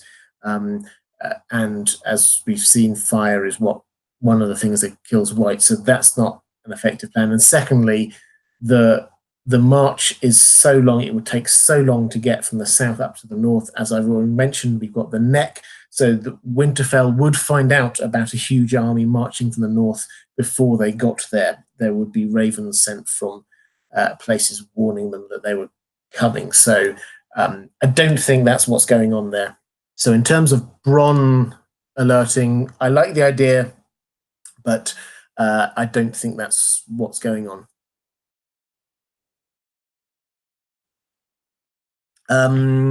Which actually ties in Tanya Yoganathan question. Thank you so much. A couple of super chats here. What if the Night King forgoes Winterfell and goes to King's Landing to make an army of the dead and move north? He knows that one ice dragon can't beat two fire, so wants to build an army, and saying that could explain why Bran only saw a dragon's shadow over King's Landing instead of Drogon. And Dany's vision of a destroyed throne room roof. Yeah, so I've set out my reasons why I don't think that's likely. Maybe in a few days I'll look an idiot for saying it, but it doesn't seem likely based on the character of the Night King. It doesn't seem likely in terms of actually creating an army of the dead. Why on earth would you burn everyone if you're wanting to create that? That seems to be what kills whites, not what creates them. And then thirdly, the time it takes an army to come from the south all the way to the north, it's huge. So I don't think that would work in terms of sort of an element of surprise. Now, that may not stop the showrunners, but in terms of internal logic for the show, that's where we're at with it. Might he have another plan? Yes, I think he's got another plan, but I can't see this whole Winterfell thing. The dragon flying over King's Landing, I think, could be a dragon that survives. That doesn't necessarily mean it has to happen beforehand. That could be one dragon surviving the battle. And in terms of knowing that one ice dragon can't beat two fire dragons, yes, you're entirely right. But if he brings the storm, if he reduces visibility, if he comes up from behind them, he can take out one dragon at a time. And that is what the issue is, separating them, because I think that he probably thinks that he might not think he can take on Drogon, but he probably thinks he could take on Rhaegar. And I think that is what the plan might well be for Winterfell. As we're on the subject, let me quickly go across to these other questions about the Night King. So John Lamb, I hope that one answered that question for you. Bonds asks, this is over on Patreon, could the Night King actually be a lead general for the Great Other? So the Great Other, for those who do not know, is the opposite god to the law in the theology of the Lord of Light. So Melisandre believes that the great enemy of her god is the Great Other. And she therefore believes that the others, the White Walkers, are servants of the Great Other. And so the question here is the Night King just a general of the Great Other? I think that George R. R. Martin in the books has been very clear that the gods, whether they exist or not, is a moot point. That's not what matters. We're not going to see the gods. What we're going to see and what he cares about is how people react to that, what people believe and what that means. Whether the Lord of Light exists matters less in terms of the story than the fact that Melisandre believes it absolutely, and she does lots of things based on that absolute belief. So that is what he's going on there. So could the Night King be a general for the Great Other? I'm sure that Melisandre will believe that to be true, and that is what will drive action. But we will never know, because we will never know whether the Great Other actually exists. I did do a video on this ages ago, and but my take is that actually it's probably a made-up god, an enemy, a sort of a hand down from legends of the First Long Night is my best guess.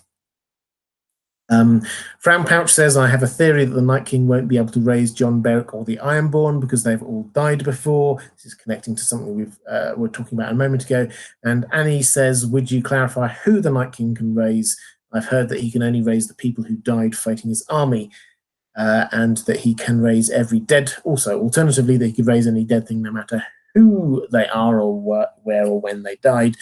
The short answer to this is we do not know this because we haven't been told this. The implication is that the Night King can raise anyone, anything. The truth is that we've only seen the Night King raise people that were killed by his army, but then that's the only dead around them that we've seen. The fact we shouldn't argue from silence, the saying just because we've never seen him stumble across the dead body of fox that died of old age doesn't mean that he can't then raise that fox. We just do not know. We haven't seen it. So I'm afraid the answer on this one is that we haven't got the information from the books or the show on this one. We have to just wait and see. Natalie Donald says, I was wondering if you think Bran is correct in his assessment of what the Night King wants. It seems likely that he has only part of the story, similar to him only knowing part of the story about Jon before he got more information from Sam. Yeah, I think that quite possibly, and certainly in the books, I think we'll learn a whole lot more. On the show, it wouldn't surprise me if they leave it there. It wouldn't surprise me at all. I don't think we're going to get any big flashbacks about what it is that they're about or huge bits of exposition. I think they are probably on the show going to be what we've been told they are. And that's where we're going with it, I think. I can't see that they're going to give us more, because this episode is all about a huge battle. It's not about suddenly learning history about why the White Walkers are what they are. So sorry, I would love to. I've lost faith now, I'm afraid, in this idea that we will learn more about them. It's just the Night King wants another long night. I think we just have to accept that that's what we've been told so far. Meg's Problem says, going by the show only and their explanation of the Night King's motive, what if he is just angry because his name has been forgotten? What if that is what the North should have remembered? Yeah, it's quite a big war to be launching if they've just forgotten your name.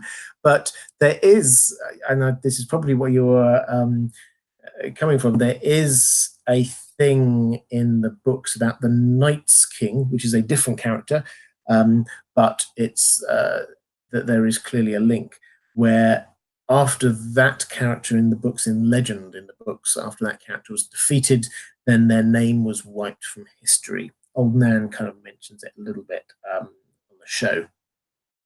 And the hint was that this meant that this was the Stark. So yes, I like this idea that perhaps it's about reclaiming identity, but on the show, they've very much gone into the idea that this is about their origin. It's about their creation. It's about why they were created. It's about their reaction to that creation. That's what the swirly symbols are about, linking across to the place of their creation. And that seems to be where they are trying to go, attacking the Three-Eyed Raven's cave and things like that. That seems to be all about their creation story rather than anything about the name.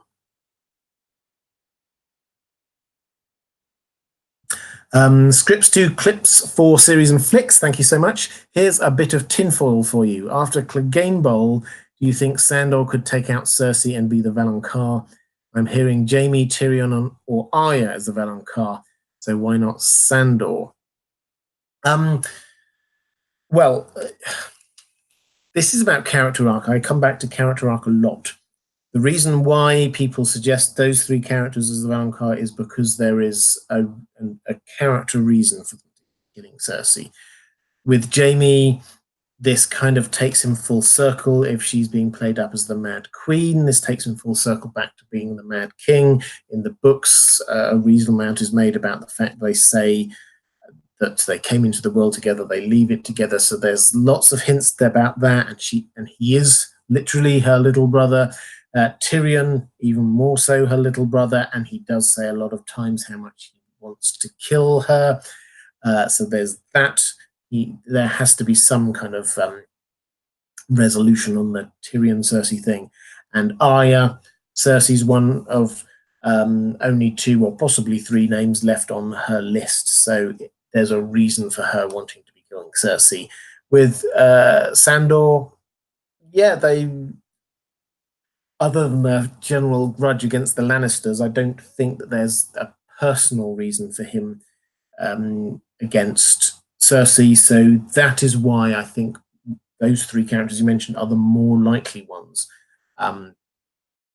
Sandor could do, but I don't personally think so, because I think that we need some kind of satisfactory conclusion to somebody's story. I think in the books, personally, I think Jaime's the favourite.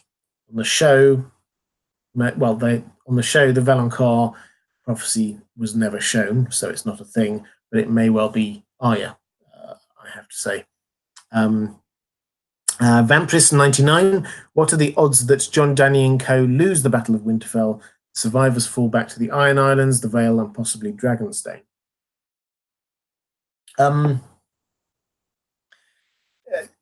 Well, they've kind of played up this idea about you could always go back to the Iron Islands. I think it would be a brave move for them to just have that whole thing as a defeat, having built it up as this big battle, having given the cues with Bran there in front of the Winterfell and all the rest of it. It would be a brave move to have the whole thing end in some kind of ignominious defeat and a few stragglers heading south trying to evade the army of the north who keep on moving.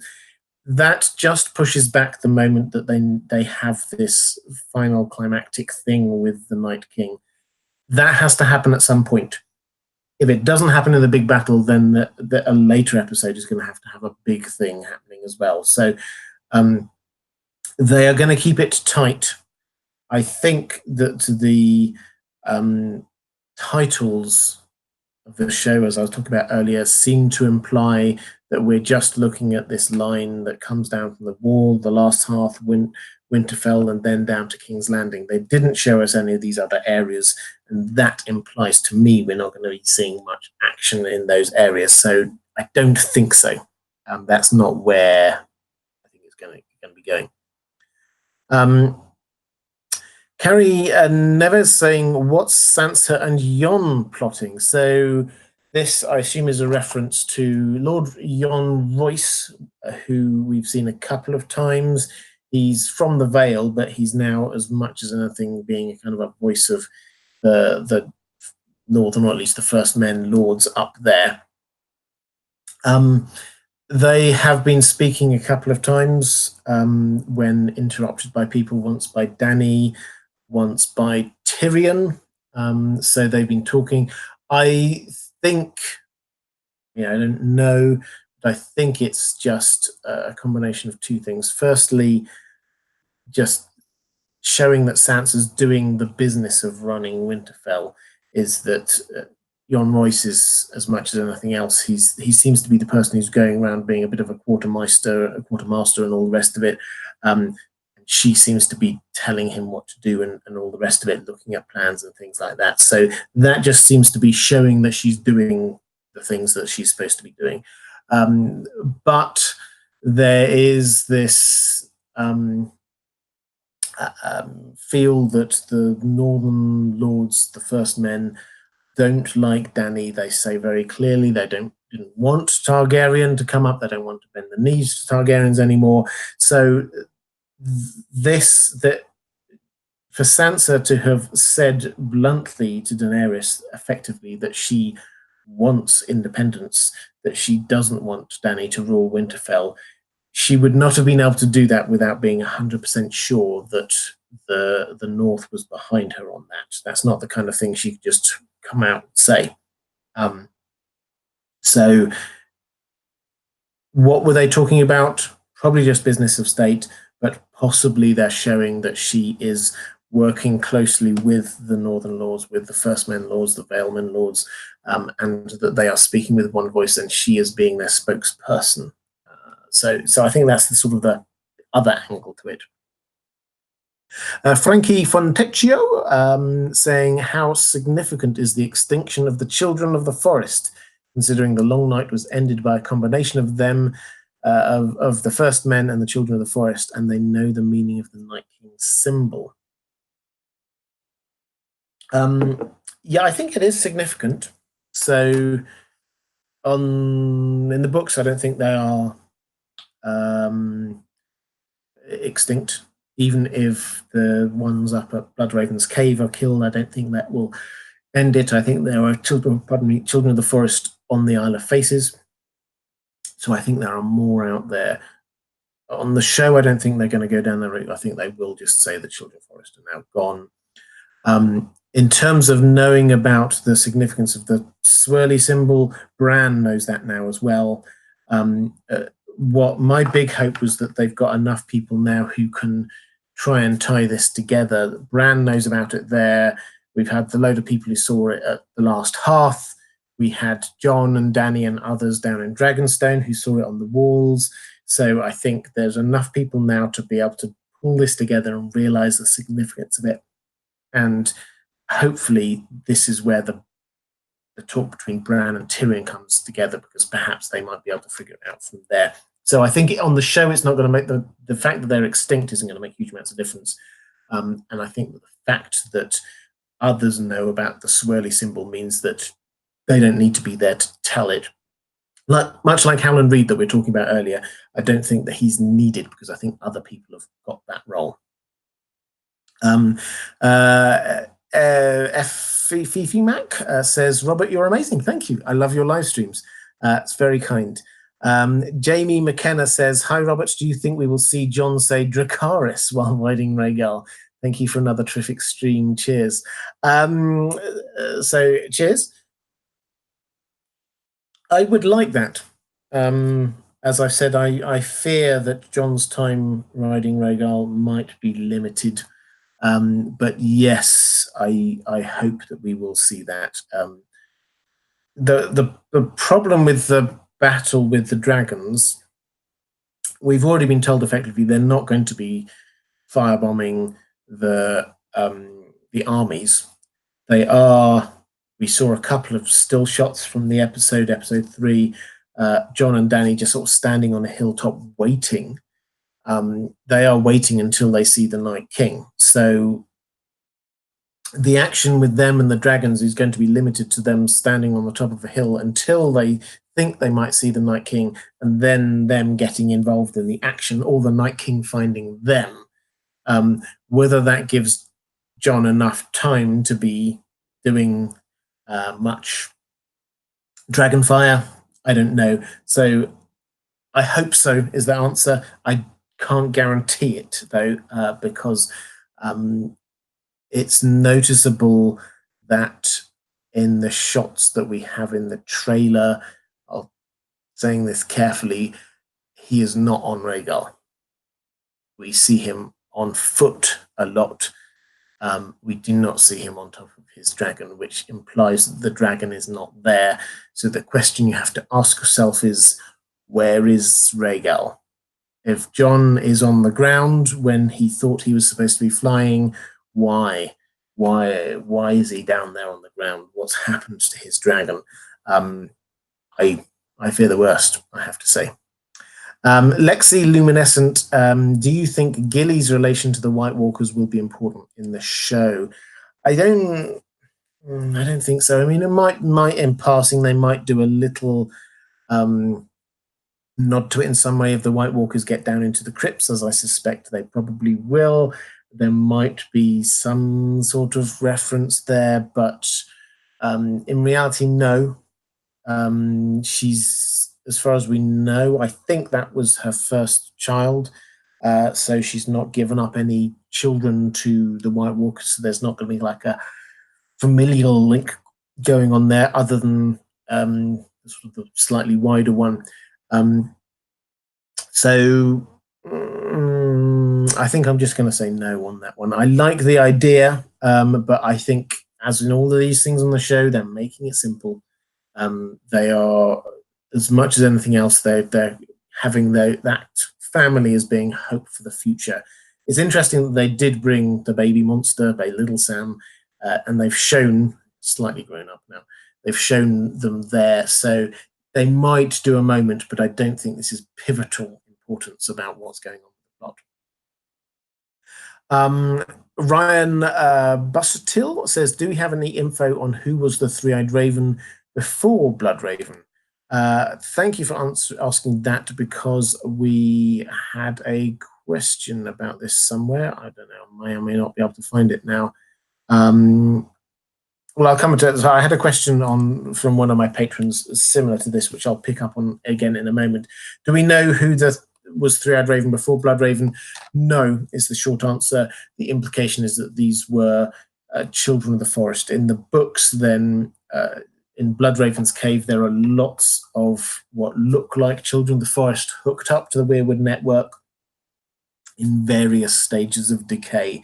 So the implication is that one after another they get hooked up, like Bloodraven did, and they just sort of like slowly get sucked up into the Weirwood network. That seems to be what's going on. So we don't have any names. It's not like there are particular characters. They seem to be more likely than not to be children of the forest rather than anything else. But the powers aren't just restricted to who that person is. It's that they can travel beyond the trees, as it were. So the exact race of the three-eyed raven doesn't matter. Nick X asks, is the little girl with the burn Melisandre in Glamour? I answered this one earlier on. My feel is probably no. I mean, it would be a very callous thing of Melisandre to do, to glamour herself as a person that she killed effectively, and then go and taunt Davos with it effectively, which is what she'd be doing. So I think not. They might have gone down that route, but I think not. Lawrence Corner just quickly spotted in the chat. I will get to Jenny's song soon. I promise. I've got a load of questions from my patrons, quite similar to the questions you've got there. So I'll pick up on that one in a moment. Let's have a look. What else have we got? Pinechrome says, Sweet Robin, thoughts. I always thought the Vale would be overrun, much like Hardhome, with the whites spilling over the mountains. Yeah, I mean, it could do. I think the Vale, as we've said, so if I were to hide anywhere that's not the other side of water, then it would probably be at the Eyrie. You can funnel anyone attacking you into single file, which means that it's a lot easier to defend than anywhere else, whereas Winterfell is just a big castle and people can come at you from all sides. So definitely the area is a strong place to stay. Will the White Walkers get there? I suspect not. I don't think so. I don't think we might see it in passing. It's not going to be a major part of this season. I don't think the major part of this season is going to be focusing on Winterfell and King's Landing. They might show other stuff in passing, but not as a main element. Angie C saying, $15, thank you. Thank you, Robert, you're wonderful. Thank you, that's very kind of you to say.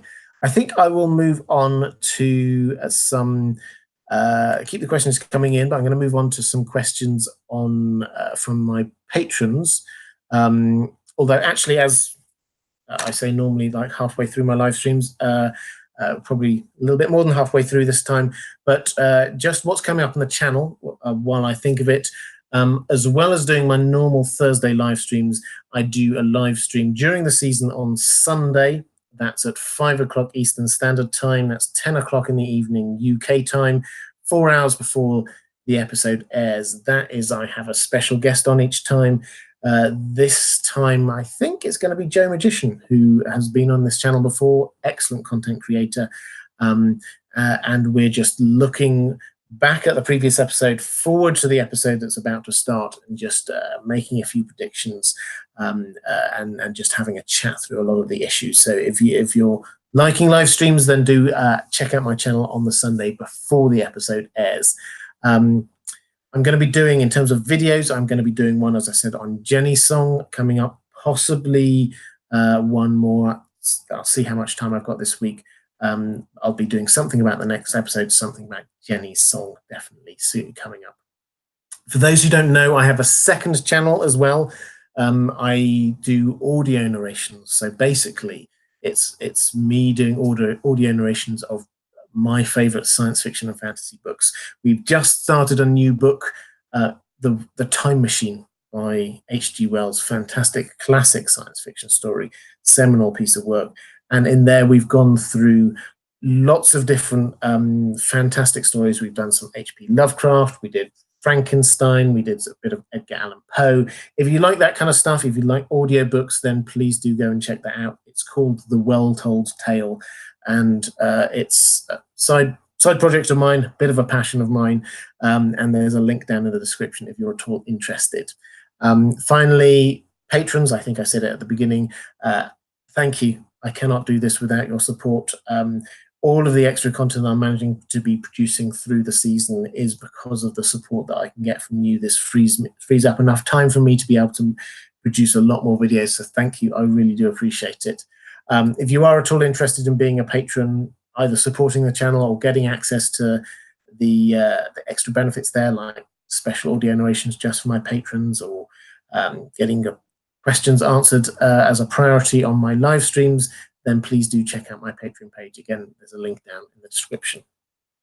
Okay, guys, let's get back to my patrons' questions. I've got a whole load about the Battle for Winterfell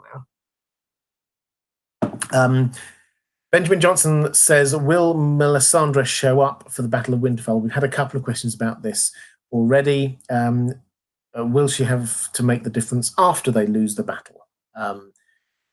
And then Pegleg Pete also says, where is Melisandre? I want the people speculating she's already at Winterfell and glamoured in a new form are wrong. I'm hoping she's on her way with the army of the Lord of Light and a few dozen priests and priestesses. If I am right, she will turn the tide for the living. So, yeah, Melisandre's character arc is tied up with this battle. So she will not turn up after the Night King has been dealt with. That much for me is pretty certain. She is also convinced that Jon is the prince that was promised. Jon is the one who is going to defeat the Night King. That's what she thinks. So she is going to go over and try and help him. Now, I don't know whether they'll go down this route, but she probably thinks, as she said when we very, very first saw her right at the beginning of season 2, she had this fiery sword that was called Lightbringer, that the legend of Azor Ahai had a fiery sword, and he used this in the fight against the others back in the first Long Night. And so I have a feeling she will try and give Jon a fiery sword. So that's what I think she's going to be doing. We've seen absolutely no footage of her in any of the trailers anywhere, but I am pretty sure she will make an appearance. It makes sense to me that she appears in this episode, frankly. If she doesn't, then, as I say, it will be in a later episode, but definitely before the Night King has been dealt with, because she doesn't care about who rules in King's Landing. That's not her thing. Her thing is just about what happens with the Night King.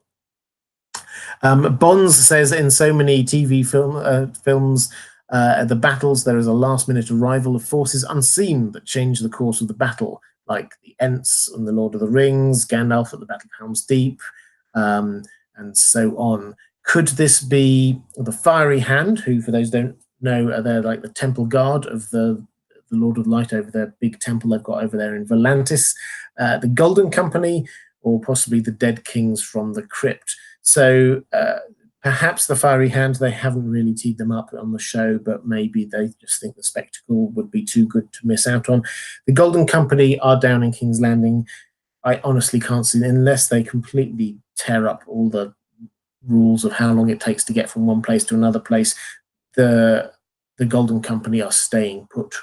Cersei's plan is about letting the other people fight rather than and then defeating whoever wins that, rather than getting involved herself. She's quite happy for her enemies to be killing each other. That's absolutely fine for her.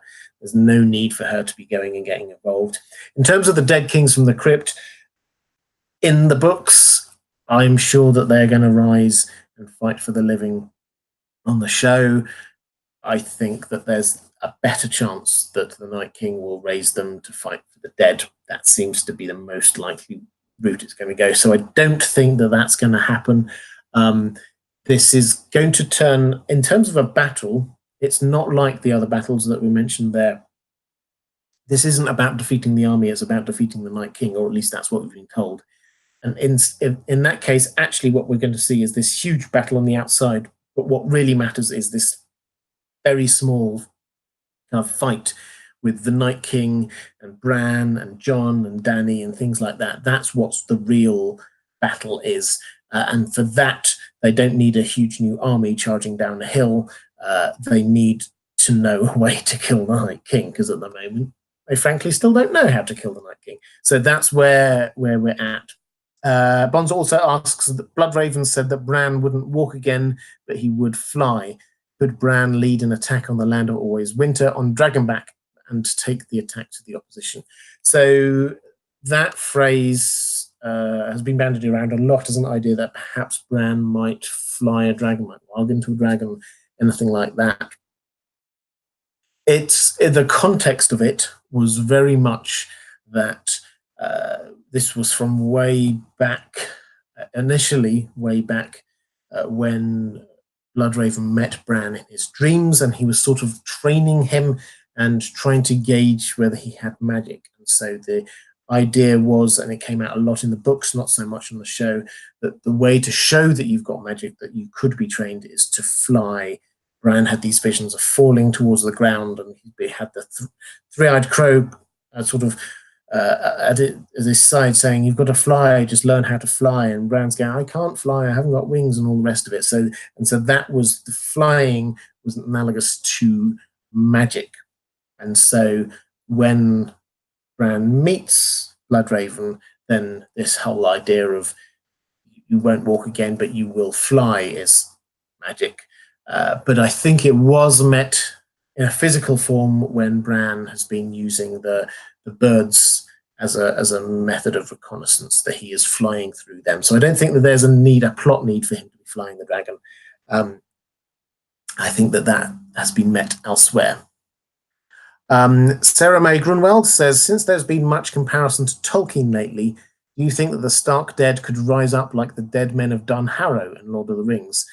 Crypts being dangerous for the living who hide there seems too obvious. Yeah, so I've picked up on this in a little bit, and I agree that they have mentioned a few too many times that the crypts are the safest place.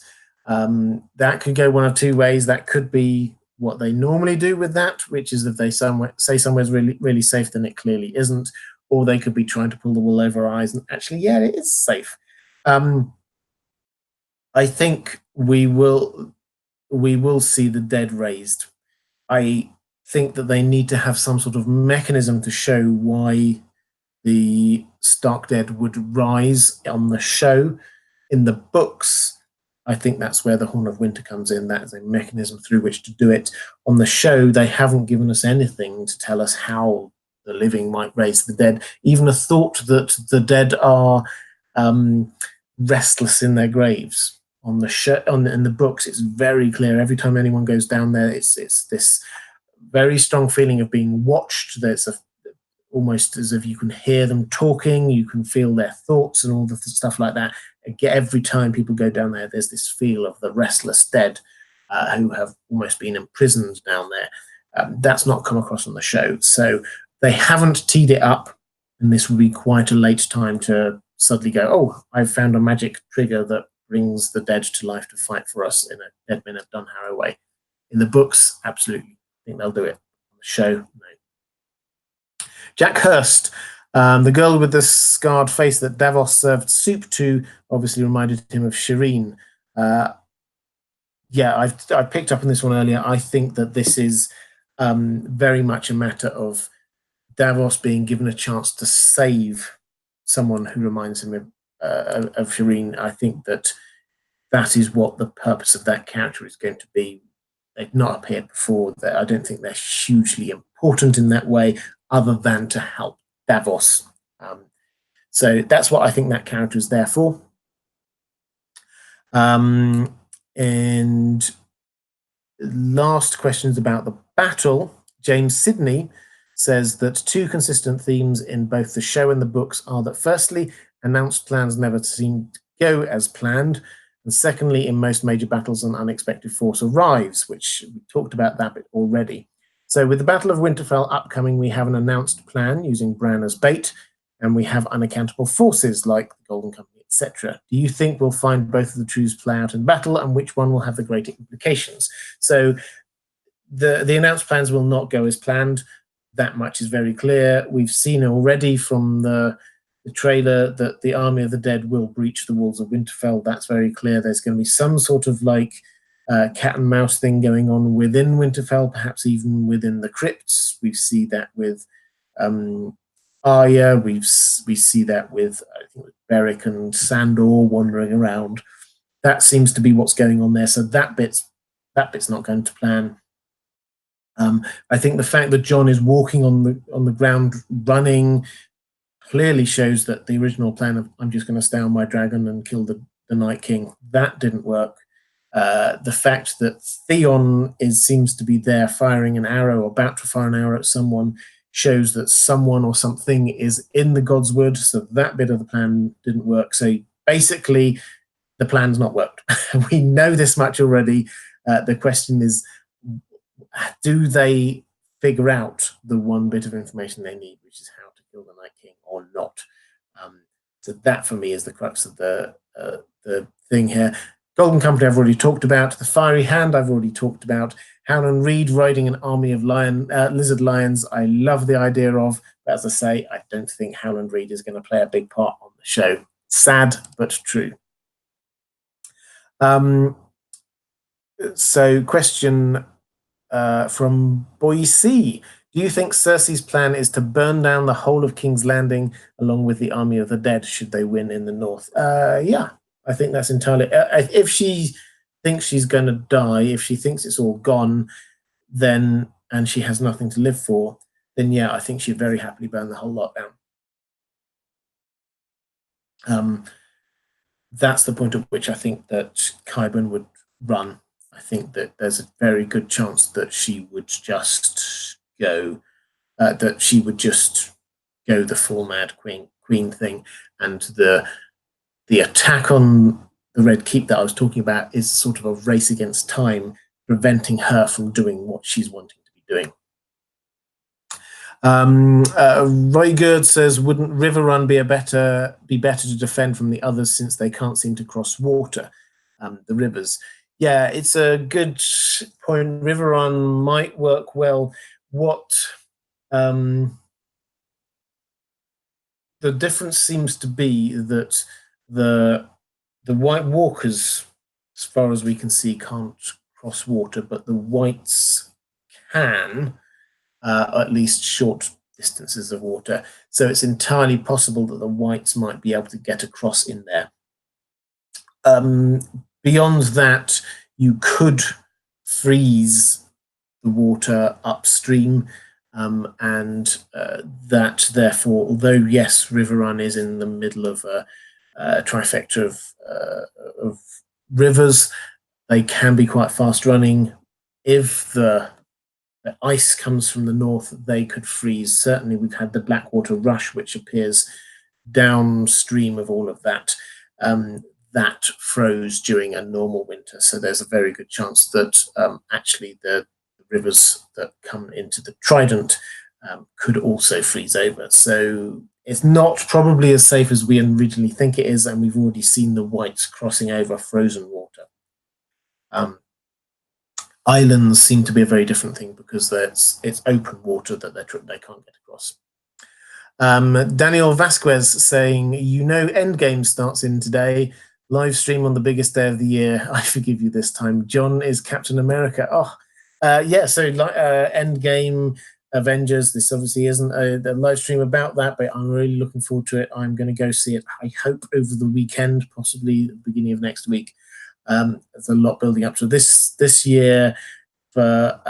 For those of us who've grown up loving fantasy and science fiction, there's the end of Game of Thrones, there's the end of this whole bit of the Marvel Cinematic Universe, what they've been building up to for a long time, and also at the end of the year, Episode 9 of Star Wars, that I personally am also very excited about. So, there's a lot going on. As for John is Captain America, I can see that. They're both very worthy. They're both very earnest. They both don't have as good a sense of humor as I think they should do. So I'll go with that one. Tanya Yoganathan says, if Benjen doesn't show up, there is no R'hllor. Fair point. I think Benjen's not going to show up. So there's no R'hllor. Confirmed. If only all things were as easy as that one. Let's talk a little bit about Jenny's song. I said to Lawrence Corner we're going to come on to this. I had a couple of questions from my patrons on this, and I'm also going to be doing a video on this at some point in the next 2 or 3 days. So Graphics by Kathy says, I so love Jenny of Old Stones. The lyrics weren't supplied by George R.R. Martin. The real words must therefore reveal something. And Dan Sullivan says, given the lyrics of Jenny's song, do you think there's credence to the theory that Jenny of Old Stones survived Summerhall and committed suicide following survivor's guilt? Okay, so there's a bit of backstory here that Jenny of Old Stones, as a character, she is from generation or two in the past of Game of Thrones, and she came to court with a woods witch who people suspected was actually one of the children of the forest, but depends on whose account you listen to. She then married this guy called Duncan Targaryen, who was the heir to the throne. This was against his father's wishes, because he had already brokered marriage for him to a Baratheon, and the fact that effective brokered marriage didn't go ahead nearly caused a civil war. So this was quite a big deal, so he then married Jenny of Old Stones, and they were at Summerhall, where there was this great tragedy where Aegon V died, who was Egg from the Dunk and Egg stories, as well as Duncan Targaryen, his son, who we're talking about, and Dunk from the Dunk and Egg stories as well, and probably quite a few other people, but those are the people we hear about who died. Pardon me. So that's the backstory. Then we get this song that's mentioned a few times in A Song of Ice and Fire in different contexts, called Jenny's Song, which is said to be a sad song. And it gets sung in this episode by Pod, and then obviously they've also got Florence and the Machine to record it as well. So it's clearly important. They've come up with some lyrics. There was only the first line is actually in the books. High in the halls of the kings who are gone, Jenny would dance with her ghosts. So that's the only thing that was from George R.R. Martin. The other bits have been picked up and written by the showrunners. So the question we have is effectively, what do they reveal? Dan Sullivan's saying, do you think that this means that Jenny of Eldstone survived and committed suicide? Now, my reading of the lyrics is that she survived and she stayed at Summerhall, consumed by the ghosts of her past. So the lyrics saying, high in the halls of the kings who are gone, Summerhall was the hall of the kings. It was not just where Aegon was, where lots of the kings who used to gather there. Previous kings used to have that as their kind of summer palace, effectively. So it's the halls, Summerhall of the kings who are gone. Jenny would dance with her ghosts being the people that she used to know. Everyone that she would have known would have died there, effectively. The ones she had lost and the ones she had found are the ones who had loved her the most. The ones who'd been gone for so very long, she couldn't remember their names. They spun her around in the damp old stones, spun her away all her sorrow and pain, and she never wanted to leave, never wanted to leave. So the question is, does this mean that she survived and committed suicide? I think it definitely means she survived. I think that there was the tragedy at Summerhall. For those who do not know, there was this huge burning. King Aegon V seems to be trying to do some kind of ritual to birth dragons.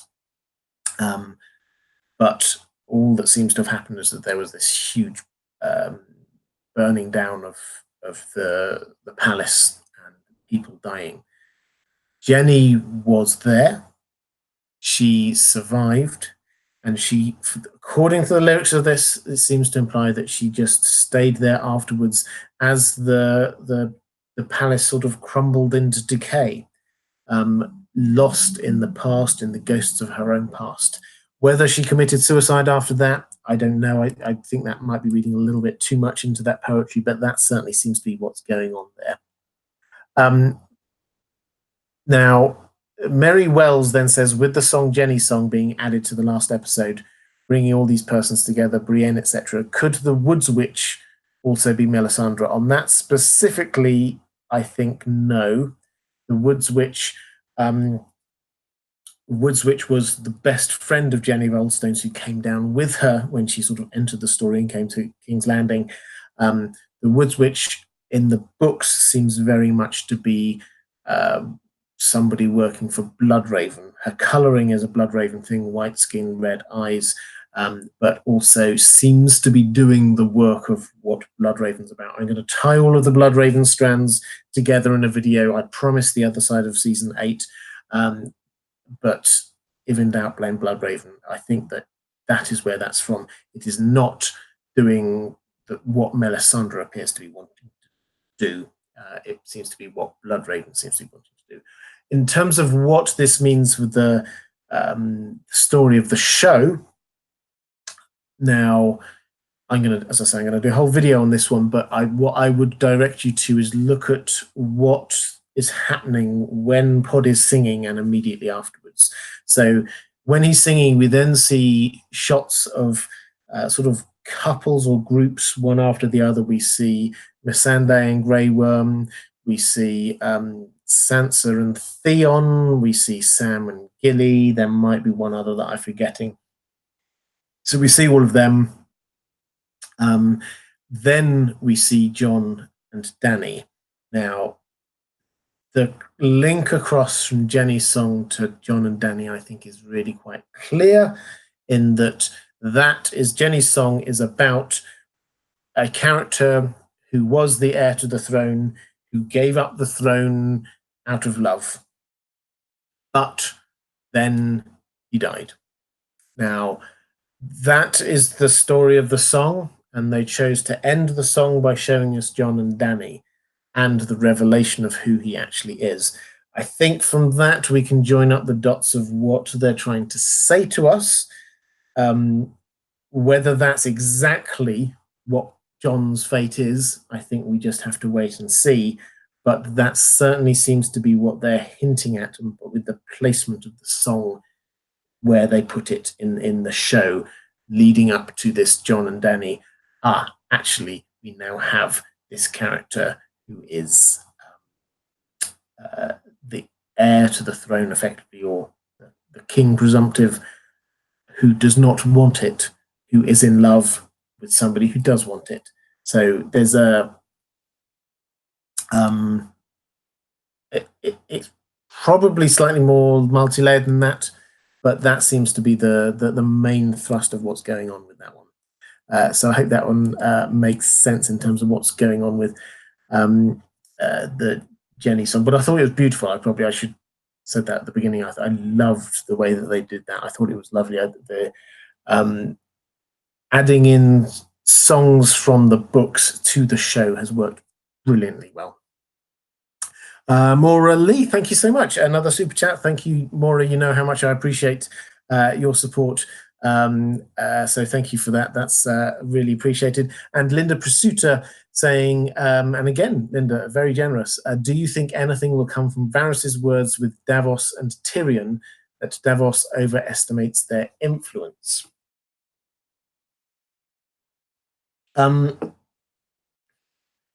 Perhaps. Now, what is clear is that the show have been building up with Tyrion and Varys, the idea that there's some sort of tension between them and Dany. They're not 100% sure about her. Tyrion thinks she's got the makings of a great queen, but needs somebody to temper her base instincts, as it were, to burn people. Varys similarly has got concerns. We saw they had a conversation about it last season. So there's concerns going on there. This seems to be building up to the idea that what happens when it turns out that Jon probably has a better claim than Dany. Jon, who is presented as this kind of like almost an ideal leader in some way, who doesn't want to have power, and yet people follow him and he's very effective and all the rest of it. That seems to be where it is. And Tyrion has already said how much he admires and trusts Jon. Do they switch sides? That seems to be where this is going. So that, I think, was more to do with saying that Tyrion and Varys are accepting the fact that they don't have the influence that they thought they did. Davos, on the other hand, it was a sensible solution, the idea that the two of them should marry. And I think it probably still holds, even if they're both Targaryens, because Targaryens do tend to have a habit of marrying one another. Okay, so I've also got a load of, I was going to call them random questions. They're all related, but they're slightly more coming from different places rather than of a theme. Torsten D, what is up with them cutting Tyrion's conversations just as they get interesting? First Circe and now Bran. Obviously, they're setting Tyrion up to come up with a way to defeat the others. What's your best guess of what he might come up with? So in terms of cutting Tyrion's conversations, yeah, this is a clear hint that something important there is happening there, but they're not wanting to show it.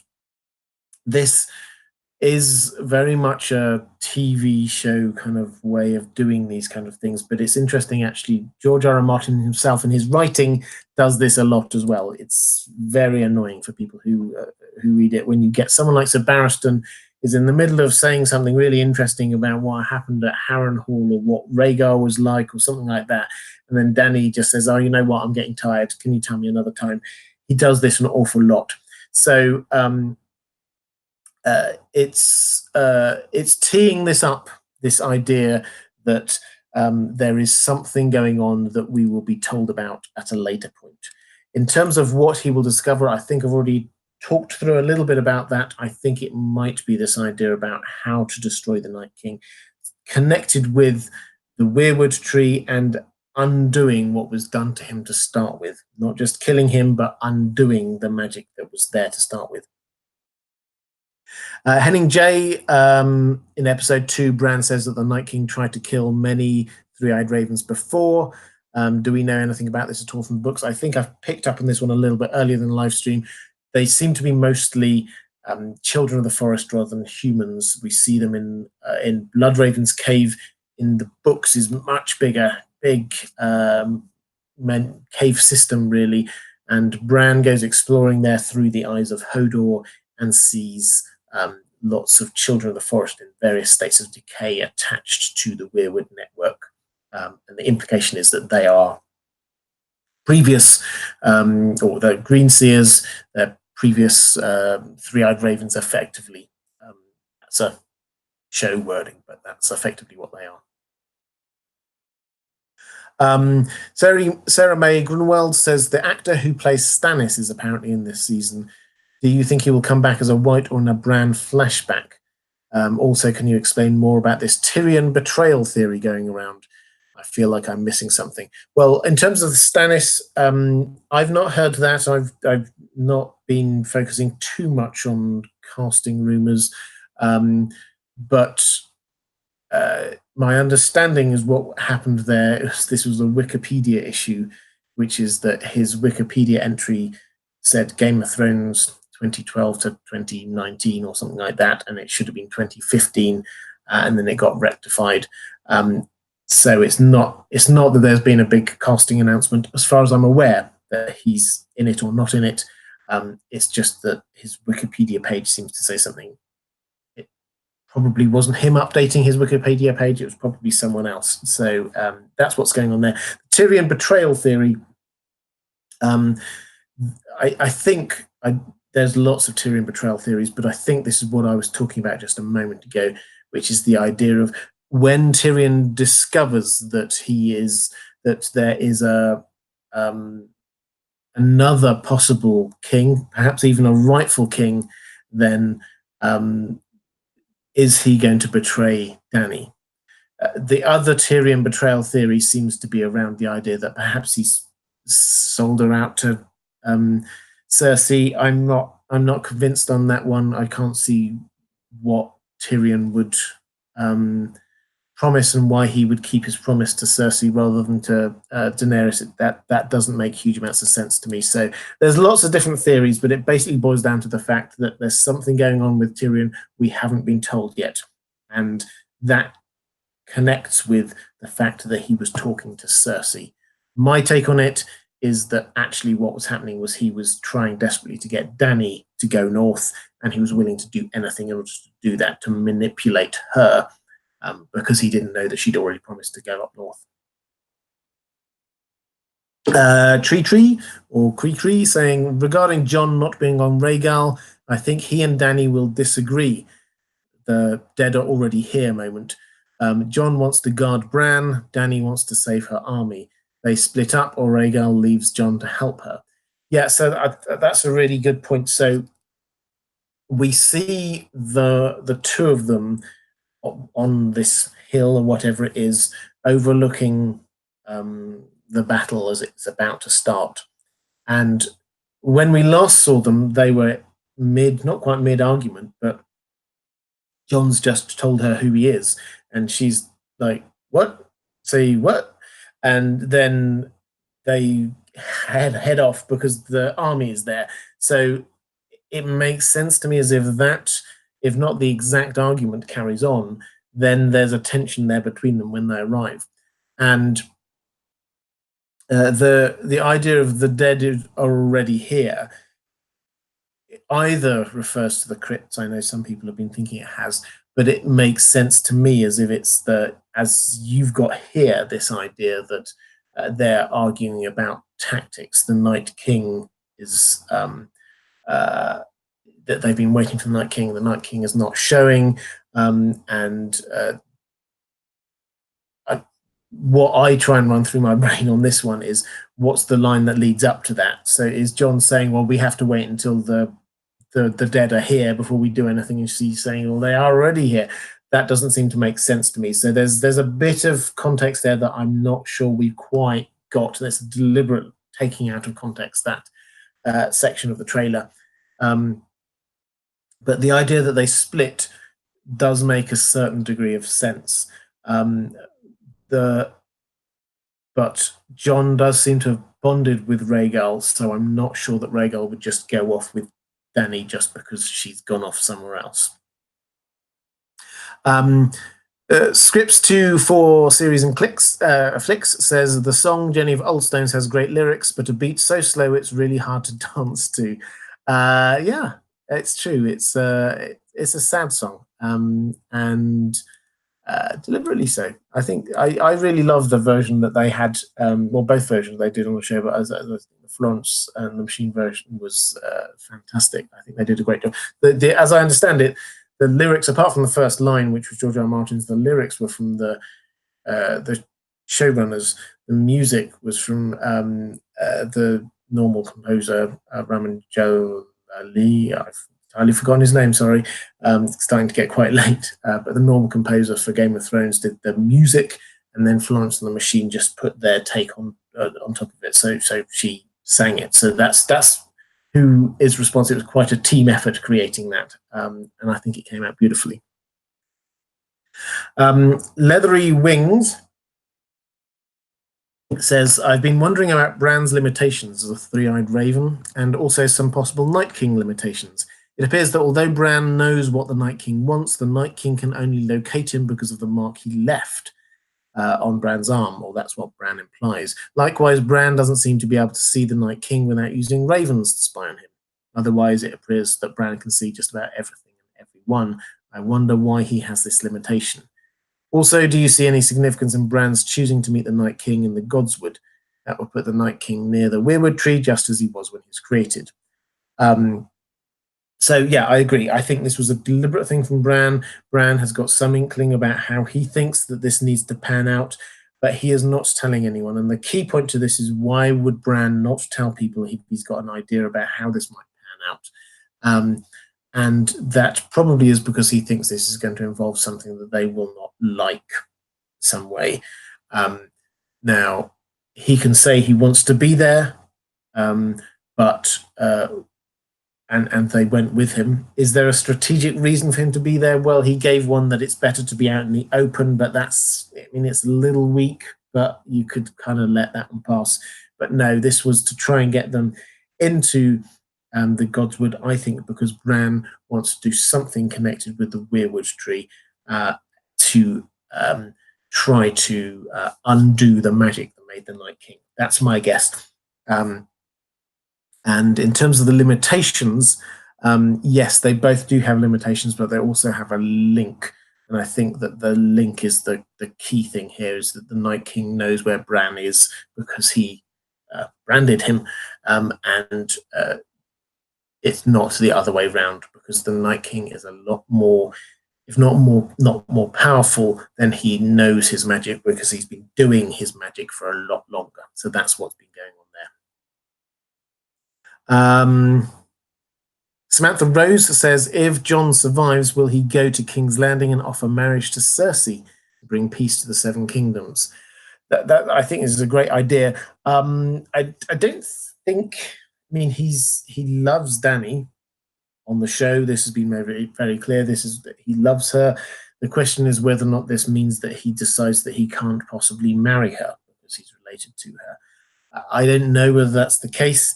I think that he will take on the role of conciliator in any event. He will take on the role of conciliator and try to mediate in some way with Circe. I think that is where it is going to have to go, because that is the role that he always tries to take on, as this role of conciliator. Whether he will try and marry her, she's already got Euron there, that wouldn't go down too well. I think that no is the short answer. I don't think he's going to offer it. Whether she might suggest it is a very different matter, but I don't think he's going to offer it in any way. That's not the kind of thing that would immediately spring to his mind, I think. Bonds asks, is Jon making a claim to the Iron Throne as Aegon VI? One of the treasons that Dany heard of in the House of the Undying, or is Dany being the one being treasonous in claiming the Iron Throne ahead of Jon? On the show, it's very clear they're saying that Jon is the rightful king. That's where they are with the show. He is the sole remaining heir of the heir to the throne, Rhaegar, and therefore it's him. And they underlined this in the when Dany said to Jon, you're the last male Targaryen, and under male preference primogeniture, which appears to be what the Targaryens tend to use, that means that he has precedence and therefore he should be the king. Now, that's the situation there. In the books, is going to be a lot more messy. Is that people might well agree with about who Dany is, but they won't immediately say this Jon is definitely ahead of her in it, because hey, what happened was that the Night King, not the Night King, the Mad King named Viserys his heir just before he died. And then Viserys, presumably at some point thinking Dany was the only other Targaryen, would have named Dany the heir, therefore that is the line of it. And then we also get Fagon coming in, claiming to be the eldest son of Rhaegar. So that's also another thing. It's going to get very messy about who is actually the rightful monarch. Pegleg Pete says we've been asking the wrong question. Who dies in episode 3 is kind of important, but not the biggest one. Who must live to episode 6 and possibly beyond is the important one. I agree. I've kind of picked up on that one a few times as we've been going through. This is about the character arcs. It's about who needs to be surviving beyond episode 3 in order for their character arc to come to its natural conclusion. Philip Wolf says, do you think there will be any "the eagles are coming" moment in the battle for Winterfell? How do you think a retreat might be possible if the battle does not go well? Thank you again. Well, thank you for the super chat. In terms of the eagles are coming moment, I think this is something a lot of people have been asking, whether or not there's going to be some kind of saving army coming in. This is not about a big army. In my view, this is not about a big army coming in to save them the way that the Knights of the Vale came in, because this is not a normal battle. This is really just about what's going on with those key people, the Night King, Bran, Jon, Dany. That's what the real battle is, and that's where they need the help, not with the big battle. Because any extra force is just extra people that can be killed and can be raised again by the Night King. So as long as that can happen, then actually the fighting is, it might take a long time, but it's a foregone conclusion that the Army of the Dead will win, because they can just keep on raising the dead. Guys, we have been going on for quite a while now, and I reckon I've got 3 or 4 more questions to go. I'm nearly at the end of my water and my voice is starting to give out. So if you have any further questions, now is the time to drop them into the chat. Slytherin Lannister says, I was surprised during Jaime's trial that no one knew he pushed Bran out of the window. Jaime confessed to Catelyn as a prisoner of war that he did it, and in a separate scene, Robb confronted him and even says Jaime did it because Bran saw him with the Queen. I assume this information would be spread and then out into common knowledge. I'd love to get your take on it. Yeah, so I think that they deliberately didn't. Well, first of all, the way that the show probably have done this is to say all of the people in that bit of the army, they were all killed at the Red Wedding. So they can just say nice and easily, that's all gone. Robb and Catelyn and any other the soldiers there, they all got killed. But what they clearly wanted to do was provide a moment for Jaime and Bran to be together, and for Jaime to have something close to closure with Bran.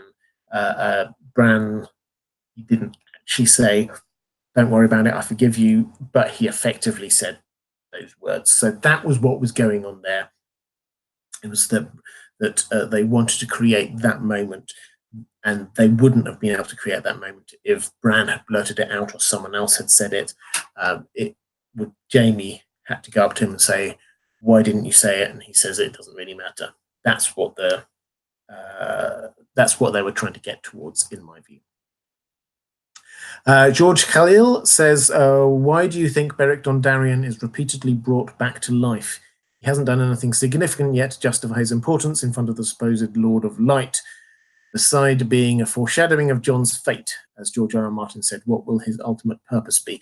Well, in the books, his ultimate purpose was to sacrifice his life for Lady Stoneheart, which is going to be quite important in the books. She's going to be doing a lot of the, I predict in the book, she's going to be doing a lot of the kind of vengeance stuff that Arya does on the show. I suspect that she might end up getting vengeance on the Freys, for example, rather than Arya on her return, that kind of thing. So he certainly has a role there in the books, pardon me.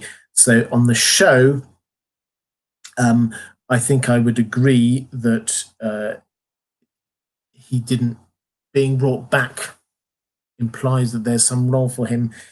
His role seems to have been to be the person to point out that the person you have to kill is the Night King. He did this last episode. It was his idea first, as far as I can see on the show, to kill the Night King. Then everyone else seems to have picked up on this.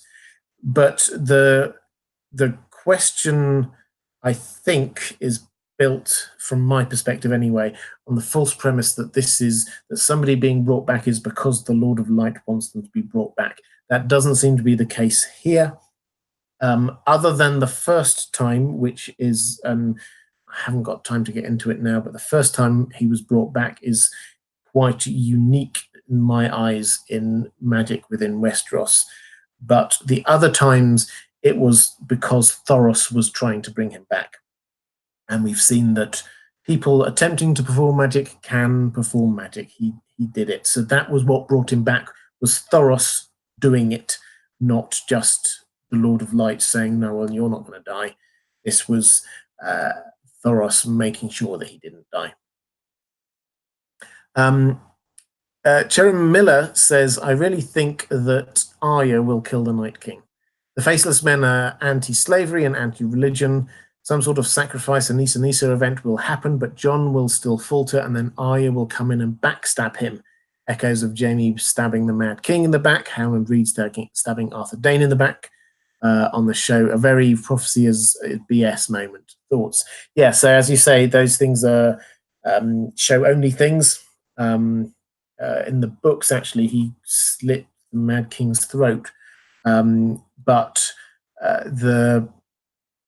in terms of Arya coming in and backstabbing, I like the thought that this isn't going. That there's not going to be a big prophetic thing which is going to happen. That really works for me. I like the idea that this is just going to be quite a grounded idea, but I don't think it's just going to be a stabbing somebody. That doesn't seem to be where we're going to go with the Night King. The Night King has to be ended in some way that is more than just you point him, you're sticking with the pointy end. That's not quite where this is going to go. Maybe it's with a big magical sword. Maybe it's with something to do with the weirwood tree. Who knows? But I don't think it's just hitting them with plunging a sword into them in some way. Alison Carter says, do you think the Night King could be leading an attack via the tunnels that they have been mentioned several times, noticeably by Miss is that Miss Ande or Melisandre? So yeah, I like, this is one of the ways that the Night King could be circumventing their plan by coming up through the tunnel. In the books, there it's very clear that huge amounts of Westeros have got tunnels underneath them, and Winterfell seems just the same as the rest. The crypts are very deep and they're very old, and the weirwood tree is also very old and its roots are extending out all over the place. So it makes sense that there is some sort of hollow cave system going on all around the place. So yes, that is a possible way. I think, though, that it's more likely that they're going to go in the normal way rather than suddenly here's a Lyanna's tomb opening up and out comes the Night King. I like the thinking, but I don't think they're going to go that way. Rhaegar says, I'm in the process of reading the book, so go easy on me. Will Gendry be, and I should just say, yeah, everyone is at different stages of knowledge on this. There's no shaming going on here at all. Will Gendry be recognized as a true Baratheon since they don't have any heirs left? So being recognized as a true Baratheon or legitimized, basically, it needs a king to do that. So it's nothing about the Baratheon line. It's just a king can say, you are a Baratheon. You are the true son of Robert Baratheon. That, of course, brings with it the fact that Robert Baratheon was the king. He wasn't just a Baratheon, he was the king. So that then gives Gendry a claim if he's then suddenly made the king. So the question is, which king might do that for Gendry? I think this is most likely to happen after everything's happening at Winterfell much later, and then perhaps in return for some sort of feat of valor, then you might get someone like Jon might do it as an act of being king. That's entirely possible. It's noticeable that it's not just the Baratheons who've disappeared. There are lots of families. I've already talked about the Martells. There's the Tyrells have gone as well. There's lots of these families that have just vanished. So after all of this, then they will need to figure out what they're doing. Are they recreating these ruling families as a concept? And if so, how are they going to do that? And legitimizing Gendry certainly makes sense as a way of restarting it, particularly if he can then marry into another noble family. A8IGK says, plausible question mark, last minute Matrix Revolutions ending. Humans, Children of the Forest, and the White Walkers reconcile. They air grievances, hug, cry it out, join forces to attack Circe. Plausible, I'm thinking not. The way that the show have built the White Walkers is that they are relentless bringers of death, and they're not going to suddenly sit down and start talking to people. That's the way it is. With the Children of the Forest, yes, definitely there's a history that they have had a pact with humanity in the past, but the White Walkers, no, I can't see that one happening. Midnight Predator 18, thank you very much. Just saying, just want to support you and your channel. Thank you. Thanks for being awesome. Thank you so much. Jackie Miner says, I don't understand why Dany would essentially leave her troops unprotected in order to protect Bran. Do you think she's going to follow the plan? Yeah, we picked up on this earlier. Someone was suggesting that perhaps that's what the argument is between Jon and Dany, that Dany wants to go and protect her troops and Jon wants to stick to the plan. The reason why she would do that is because this isn't a normal battle. This is the battle that's happening there on the ground is actually pretty meaningless if they don't get the Night King, because he can just go somewhere and raise some more whites and raise another army. So they have to get rid of the Night King according to the logic we've been given. So that is why she would be conflicted. Yes, she'd want to defend her troops, but at the same time, she would want to leave them there because she knows that the only way that they're going to win is by getting the Night King. And the only idea that they seem to have come up with so far is to try and get him with Dragonfire. I don't think that'll work, but that's the only idea that they seem to have got at the moment. B1 Mary, thank you again, saying, do you think at what they think is the end of the fight, the Night King will then walk in and raise all the dead? Possibly. I think that it's... I could certainly see a dramatic moment partway through the big battle outside when it looks like actually they're getting some success and the trebuchets have been going and they've done that fiery trench thing and all the rest of it. I could see that they might be thinking, yes, we're winning here, and then suddenly they'll raise the whole lot. I could certainly see that happening. I could certainly see the Night King sort of striding the halls within Winterfell, raising people as he goes. I could certainly see that. I don't think that people will think the fight has ended at any point until the Night King is gone. So yes, I like the idea.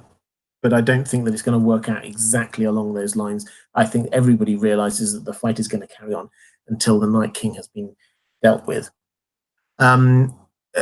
Christy Miller says, no Game of Thrones prequel. Thoughts? Is this news? Is there going to be no? Have they cancelled the prequels? There's almost certainly going to be the spin-off. I'm pretty sure about that. This is far too much of a good thing for HBO not to be going with prequel. Where they might do the long night and decide that doesn't work and go with a different idea, but I don't think they're going to just ignore it completely and not do one. Okay, guys, I think I have now caught up on all of my questions from my patrons, and I think I've caught up on all of the super chats. So let me just quickly pick up a couple of questions at the end just from the chat as they're going through. Let's have a quick... So Chu Becker says, I doubt the Night King is chasing Arya. So I'm going to pick up on this in my video on it. Azora Hype, who you may well know, he's come onto this channel a couple of times. He took that image we had of Arya running away, and he did some clever stuff in it to clean up the image, and it certainly looks like it's the Night King. So that's my gut instinct, is that yes, that is who it is. I'm not good enough with technology to be able to do that myself, but I certainly trust Kyle to do that kind of thing. Didier Bion says, how about a special one-off episode about the tourney at Harrenhal? I would love that. They're not going to do it. George R. R. Martin has been very clear that none of the characters we've got in the current show are going to appear in any way in any of the prequels or the spin-offs. And also, he's being very clear when asked about the tourney at Harrenhal. He said that you could write a book about what happened at the tourney at Harrenhal because so much happened. In fact, you could write a George R. R. Martin book, like a really thick book about what happened at the tourney at Harrenhal. So lots happened there, and I don't think a one-off special would really cover it. There's a huge amount of stuff going on there. Anurag Kalangi saying, why is Sunday so far away? I know, it's hard, but we will get there. Okay, I think with this, I will call it a day. It's starting to be... Rebel Taz is just confirming there are 5 prequels to be prepared. Only one of them is called off. The Long Night is in production. Yeah, The Long Night. I thought The Long Night was in production. They've certainly been doing casting for it, so I would have been surprised if they'd ended it. Guys, thank you. There's some fantastic questions today. I really enjoyed this one. Thank you for the super chats. Thank you, patrons. I mean it. I honestly cannot be producing the level of content that I have been without your support. So thank you so much. I really appreciate it.